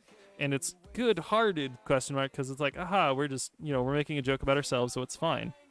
You're opening up this sort of discussion to people where people are about to be like, look at these fucking, like trans people. They're like hypersexual and all they care about is fucking, like, all they care about is sexual stuff and fucking inanimate objects. Aren't they social degenerates? You open yourself up to something like that if you joke about it, right? Yeah. It's just something like that where it's like, yeah, technically the joke is harmless. But in a sensitive environment that trans people exist now, where like there's a decent amount of people who like want to dehumanize them, you're opening yourself up to people like calling you like sexual deviants and like degenerate like rejects, which is kind of not what you need to do. Obviously, I'm not going to dictate what you do. Do whatever the fuck you want, right? Like, obviously, it's not hurting anyone directly. But you got to be a little smart sometimes and be like, it's probably not the best thing to post. People are going to take this out of context and use it to harm actual trans people. Like, So, like, the trans people wave dashing stuff is funny because it's just like, yeah, it's just like a gaming thing. That's not harmful. The only like jokes that I have about stuff like that is like when it specifically like sets a stereotype of people being deviants. Yeah. That's true. But yes, shitty people will always say shitty things. But it's better if you don't give them the ammunition to do so. Because then they have to start taking really weird niche examples from things that like one person kind of did one time maybe, and their arguments become a lot worse. But if you give them like a legitimate like stereotype, like trans girls fuck pumpkins, yeah, now you're opening up the stereotype that people can use to legitimately like freak people out from like the existence of trans people. It's not great, and it's.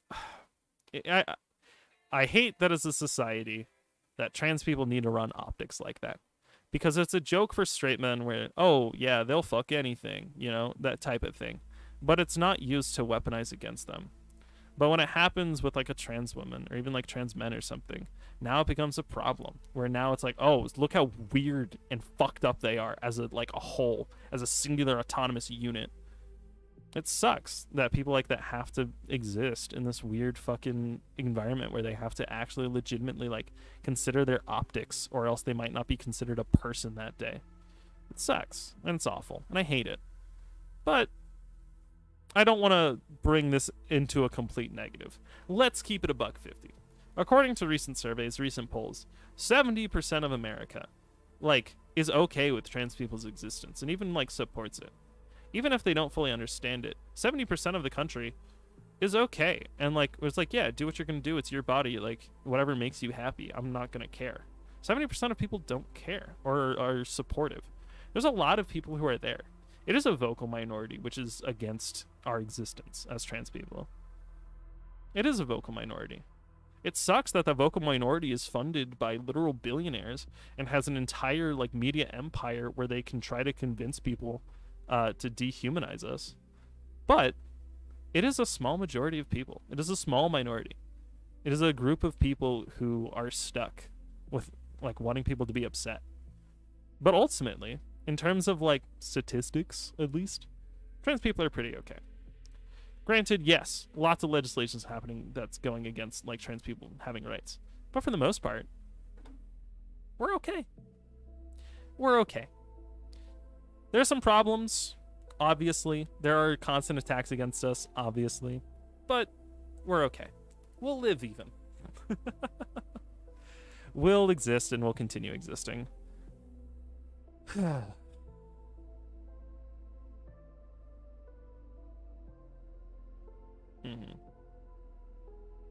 Yeah, especially during like 2016, it was definitely a lot more split. But like recent surveys, I think the most recent one was like 2022. It was like 70% of people were like, "Yeah, I don't fucking care. Be whoever you're gonna be."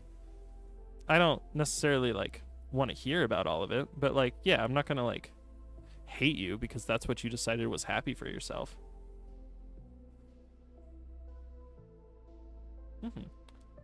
And a lot of it is the newer generation, right?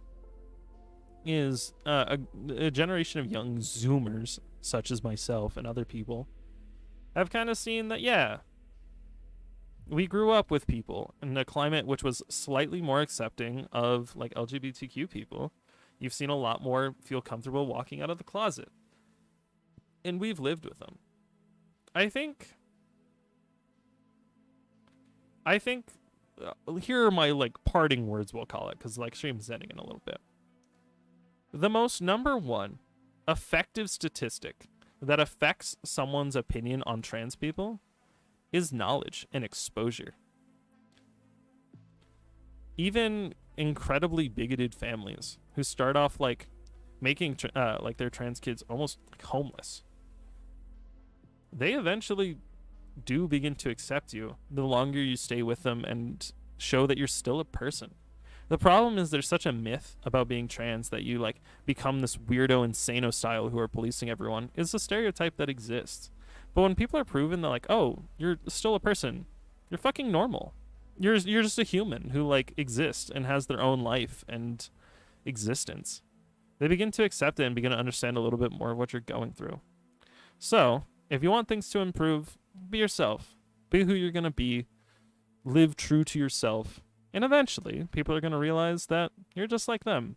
You're just another person floating through the rivers of life. And in time, they'll grow to accept it.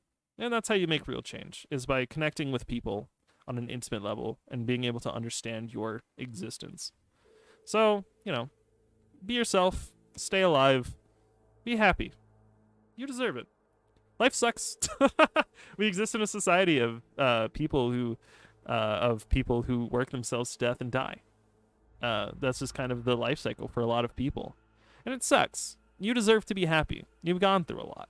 Let yourself be happy. Don't stake your happiness on someone else's approval. The only approval you need is yourself.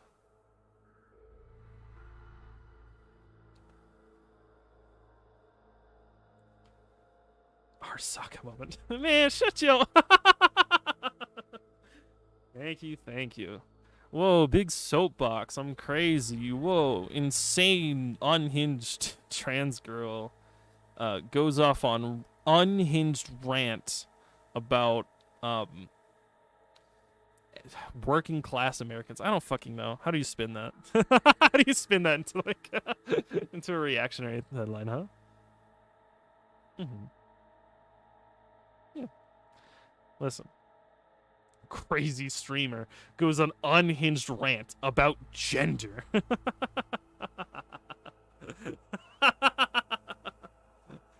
Oh god. No, do you know what's actually funny? On the topic of gender, because we're there. I actually watched a really interesting video. It was actually really interesting. It was explaining gender theory, or like the theory of like gender and sort of the idea of performative gender. If you don't understand what that means, look it up. It sounds really bad, but it's not. It's actually like a really cool thing.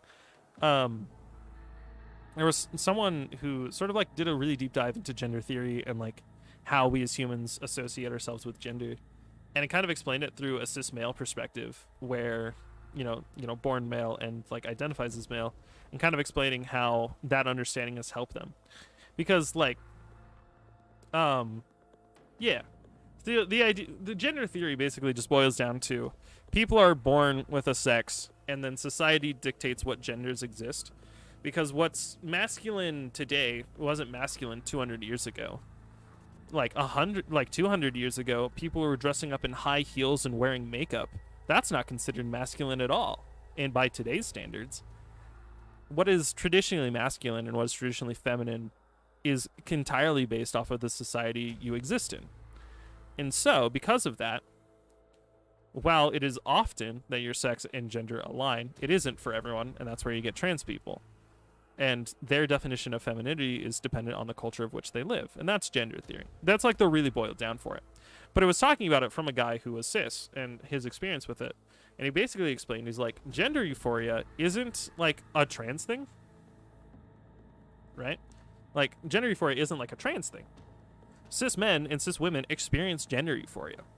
As a dude, when you do something fucking awesome and like split a log in half or shoot guns, you're experiencing gender euphoria because you feel I'm the man, right? You're experiencing the same thing trans people are like also experience. It just happens to be different than the sex that they were born, which is like really interesting. And it's like helps people understand kind of what they're getting at. Is this sort of idea of like, yeah, you also have the exact same feeling as trans people. It's just slightly different.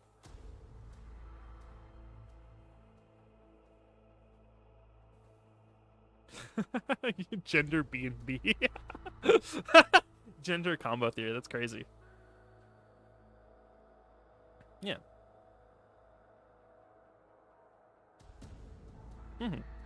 Yeah. That's a good way of putting it. Basically, is like people are not trans, therefore dysphoria. People are dysphoric and therefore become trans. That's like I think the difference a lot of people don't understand is you begin to feel as if the gender you were assigned at birth that matches with your sex isn't the thing that gives you gender euphoria, and instead, you know, the opposite one does, or none of them do, in which case exist the non-binaries. And that's kind of the simple way of explaining it, right? Yeah.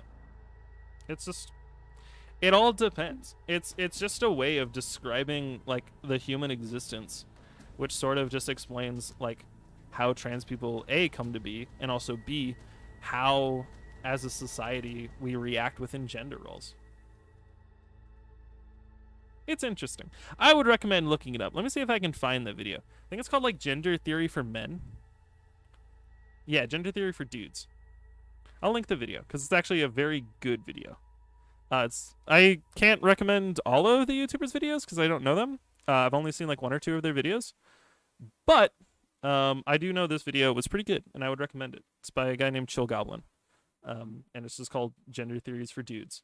And it's about a cis male experiencing gender euphoria and how that's sort of explained. It's possible for men to be witches. Traditionally, no. Witches have always been a strictly feminine thing. Men are not witches. They're often considered sorcerers or magicians or wizards is typically what they're assigned or given, or alchemists. Witches is a strictly feminine thing. Can I be a warlock? Yeah, sure. You just need to find like an archdevil in which to make a deal with. Basically, every other classification of every other classification of spellcaster is like masculine or like gender non-specific. Witches is strictly feminine. Gender neutral, baby. Hell yeah. That is true. Alchemists can be either male or female. That is true. Even non-binary, if you exist. If you're out there. I want to be a man witch, but society makes me to be a wizard.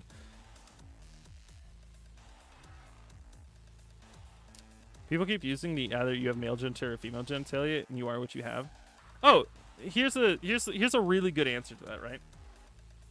So whenever someone says like this is how people are born, you can say yes, that is in fact exactly how sex works. That is correct. People have typically one genitalia or the other. But the difference is, A, intersex people exist, which have either neither or both or some weird combination of the two. So how do you explain for them?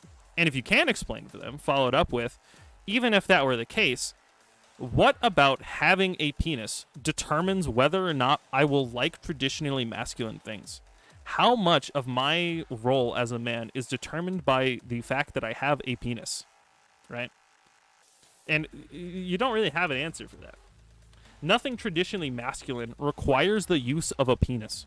The only, like, technically masculine thing that requires a penis is, like, getting someone pregnant. And that's about it. Maybe, like, taking a shit. Those are the only things that really require a penis to, like, be considered traditionally masculine. And the same thing with feminine. What about having a vagina, or, like, dictates what it requires to be feminine? Nothing. The answer is nothing. Nothing applies in that way. It's not like a deal breaker, you know? Which kind of explains the difference between sex and gender. That is the best way. Obviously, the best way is, I don't have time to explain it to you. You're not looking for an answer. Fuck off. But if they genuinely are open to discussion about it, that is what you say. Is, you know, what about being a man requires a penis? Or what about being a woman requires a vagina? The answer is nothing. The answer is legitimately nothing. And it's funny and comical even. Yeah. Alas, yea verily I say unto thee, I did not have gender with your dad. True. True? Factual? Yeah. No, that's funny though. Whoa, yea verily. Gender theory be upon ye. People, that's another word that people get really uncomfortable around, is when you talk about it, is gender theory. Because they hear that and you're like, oh, this is going to be some feminist rant. And you're like, no. It just talks about like how we deal with like gender roles in society. That's it. That's really all it means. That's all it applies to. I'm a threat to society. My pronouns are try me. My mom has something like that on her truck. That shit fucking sucks. Fucking, it's so dumb. She has a sticker on her truck that's like, you didn't expect a girl to have a truck. Yeah, try me. And you're just like, shut the fuck up. It's this little dinky ass fucking Toyota truck that like is not intimidating at all. Go to another planet. Would you go to that planet and teach them the wrong math as a joke? If I'm going to another planet, most likely they probably have their own systems of math and counting and existence. You guys know math is like made up, right? Kind of. This is the best way of putting it. Our system of counting and doing math is completely made up. We use a base 10 system because we have 10 fingies. Do you know what, like, the Romans used? They had a base 12 system, and that's because you have 12 joints. Fucking, there are indigenous tribes which have a base 26 system because that's how many joints you can find all the way up to your arm to your neck. Like, math is made up in terms of society. So if I were to go to another planet, I would like probably learn their math system because it's interesting.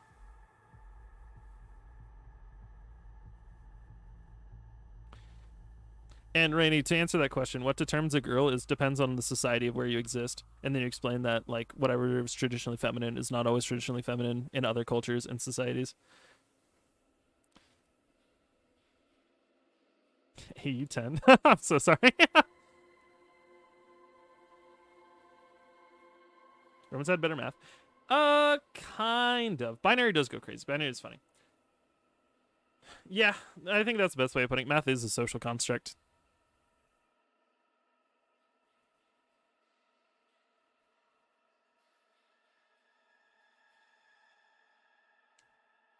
I'm still hating it? True.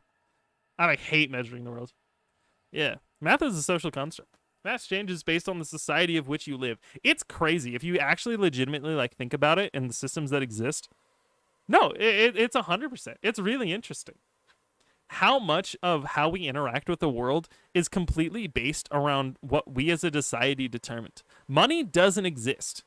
We all as a society agreed that it exists and works the way it does. Money's not real. Money just implodes. It's not real. The dollar I have in my pocket is technically worth exactly what it was used to be printed on. And that's it. There is no conception of the dollar. How about the builder? Good to see you. No, math isn't real. Well, okay. To be clear, the way in which we interpret math is okay. Just because something's a social construct doesn't mean it's real. Math is 100% real, but it is a social construct. Math is real. Specifically, the axioms that determine math, right? The axioms of math are 1 + 1 must equal 2. That is the axiom of math of which all math is based. You cannot have math function existing without the assumption that 1 + 1 = 2. And the minute that you have 1 + 1 = 2, then you can branch out and begin to talk about all the other forms of math.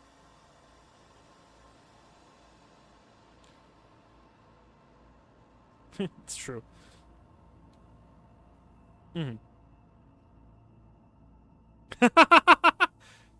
Society construction. Whoa. Yeah.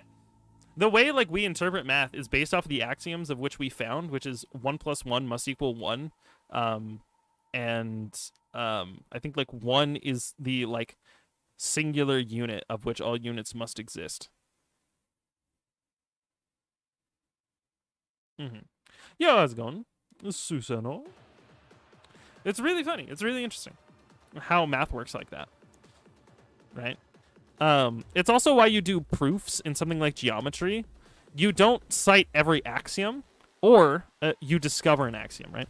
Axioms are fundamental truths that cannot be changed. Axiom is a truth, period. It is something that exists, or an assumption that exists, that like has to exist for like something to exist. Your philosophy has an axiom. Everything has an axiom, a assumed existence that you must assume to be true for everything else to make sense. One of the axioms of society is humans have value. You cannot prove that humans have value. You cannot fundamentally explore why humans have value. You have to, as a person, just assume people are valuable. And now that axiom exists.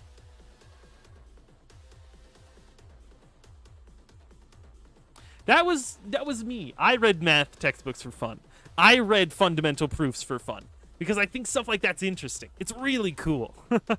The theory of how like science was developed is really interesting.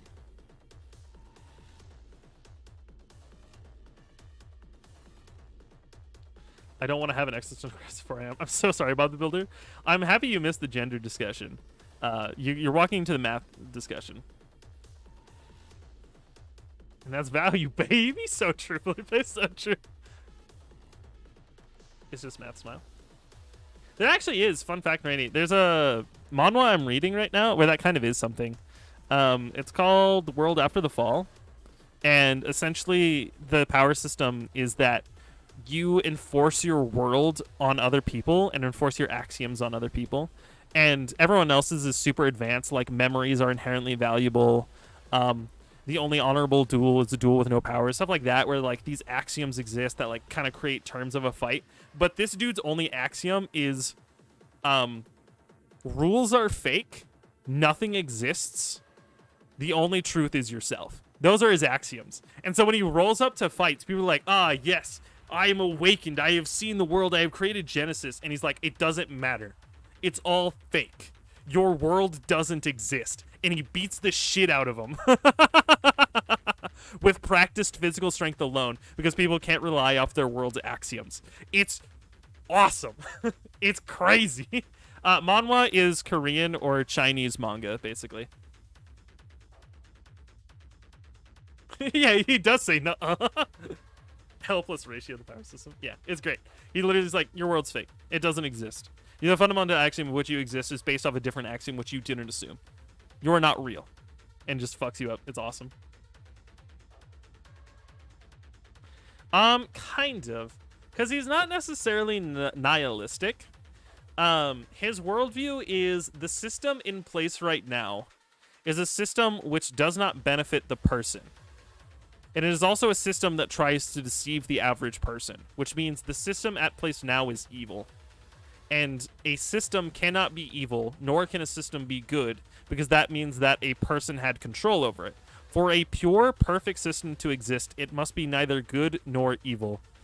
And sort of that's how he justifies this neutral world where you kind of determine everything by yourself. It's called World After the Fall. It's great.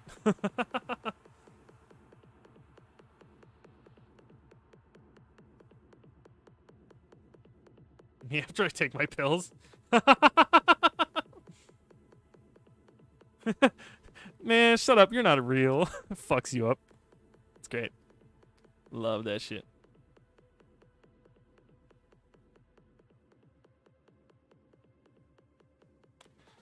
Ugh. Good shit. I need to take a course on metaphysics, but it's really cool. Damn, that's funny. Fucking centrist. I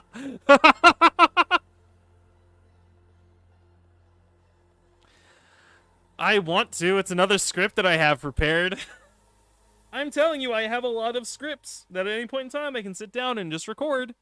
But I don't, because I'm lazy and want to stream, but also want to play video games because they're fun, and also talk to friends because they're fun, and also do D&D because it's fun, and I socialize, and I go out to fucking events and shit, and I kind of feel guilty that I'm like, man, I have an entire YouTube channel that I'm sleeping on because I don't upload that often, and it makes me mad! Alright, yeah, link your Susanna combo. I'll let you know if it's based or not.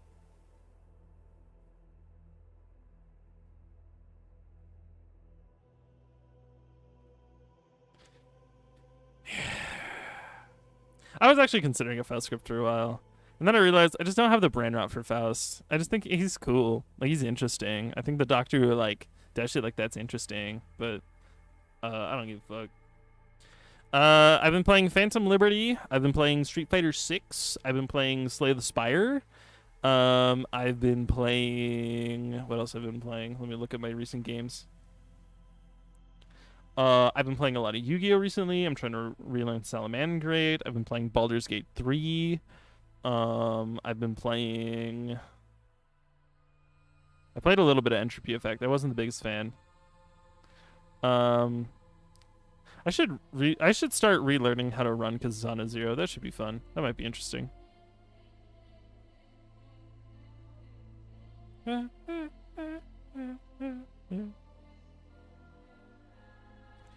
Yeah. Think about how our world works. Yeah, exactly. It's crazy when you like understand the idea of an axiom, and then you start thinking of everything around you, and you're like, we only do this because we assume this to be true. It's crazy when you look at the world like that. The problem is, I'm not good enough to where I get trashed and ranked, and I don't leave with a fun experience. But I'm also a little too good for my beginner friends that I feel bad stomping them, and then they're not having fun. And then the people who are like kind of on my skill level are like from New Zealand or fucking anywhere else, and the connection sucks dick. So I don't reach out for games a lot, because ultimately, since I'm not trying to compete, this game's just supposed to be fun, and I don't have fun stomping, people, and I don't have fun getting stomped. So I would prefer to play people around my level.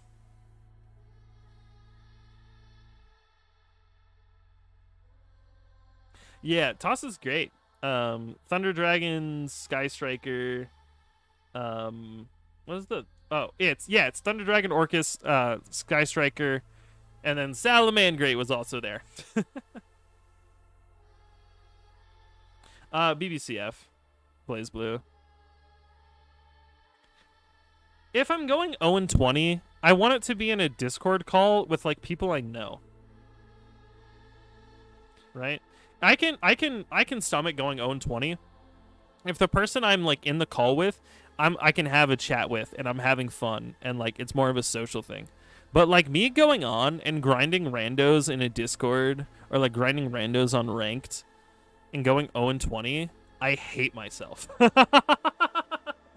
I like want to die. I'm like, wow, I fucking suck. I'm never playing this game of fucking ever again. But if I'm like in a Discord call and we're laughing and we're like doing silly shit, then I'm like, yeah, fuck it, I'll go in 20. I went 0-64 against one guy one time. Like I was just like chill with it. I'm like, yeah, it's fine. I'm having fun. I'm with someone I enjoy.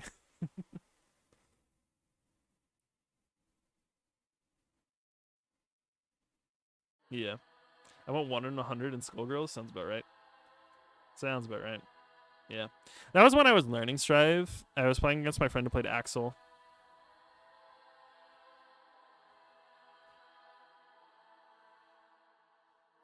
We played Balloons. Yeah, I played 2D6. I'll never lost. Yeah, that's true. Oh, you know what, Kobe? That actually reminds me. You know, hold up. You know, I was actually watching a really interesting match. You know, I thought it was really interesting. You know, there was this really interesting match that I saw in Top 8 of You, actually, for BBCF. It was really interesting. I should pull that up, actually. That sounds like a really good idea. That sounds like, you know, I have this weird feeling. I think it would be really interesting if I were to pull up a... Is it Greek? Yeah. No, who'd you drop out to in... You dropped out to... No, it wasn't Monarch. Fuck, who'd you lose to in Top 8? Fuck. I remember watching it. I was watching it with Retro Red. Suck off series? Fuck off! You don't want to talk about it? Yeah, that's what I thought. Was it right? Was it Beta Dude? Did you drop out to Beta? I feel bad calling him Beta Dude, but I also don't want to call him Dude. I love Retro Red. He's great. He makes really good content too. You should check it out. He's a good buddy. Killer Instinct. I saw Killer Instinct at Evo, and there was a silly frog that was like doing like cannonball swings and shit, and I thought that was funny. Oh, it was Tuito. That's right. Or Tuito. However you're supposed to pronounce that. That's right. Tuito kind of cooked, though. Like, if we're being real here, that motherfucker cooked. He was on some shit. And then I had to watch Beta Dude get timed out 5 times against Monarch. I wanted to throw my fist through the fucking monitor. That shit pissed me off. I'm looking at the just tragedy of a whiffed aerial DP when you had 2 seconds left on the clock because Monarch was just sitting there and just blocking. And like, the fuck are you gonna do? You're Ragna. You have no mix. Your mix is reactable. You build off condition. And when you're Monarch and can block fucking everything, fucking head ass, it fucking sucked to watch. I was so mad. Yeah, it's what it looked like. It was him just being like, fucking who cares, you know? Fucking 2 seconds left, who gives a fuck? It felt so bad to watch. And you just saw Monarch, he just got up, packed up his shit, left. Didn't really make anything big. Was just like, yeah, just another day in the life. Man, fuck you. One must imagine Beta Dude happy. Oh, fuck. That was a great video. Also made by Retro Red. Yeah, the Toledo copy pasta. Yeah, I know what you're talking about. That one's so good. Let me see if I can find it.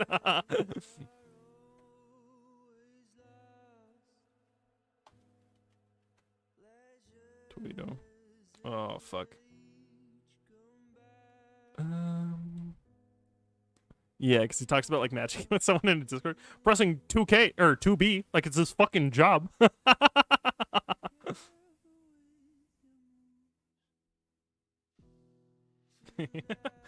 Match with this fucking dude, Toledo, or some shit, playing Bullet, pressing 2B like it's his fucking job. I fucking love that video so much. Oh, do you actually? That's hilarious. Alright. Folks! We have approached 2 hours, which means I'm going to go do something else. Thank you all for stopping by. Thank you all for listening. Thank you all for talking with me and hanging out for a little hours. I kind of want to get in the habit of streaming more. Even if I don't necessarily make videos, I want to like stream and just like build up and maybe, you know, we'll exist with an audience like that. I want to stream more. I say that all the time, but I do want to stream more. I need to get better at it. Regardless, I'm glad you were invested in the stream. My mind tends to wander. All right, have a good one, y'all. Have a time. Bye bye.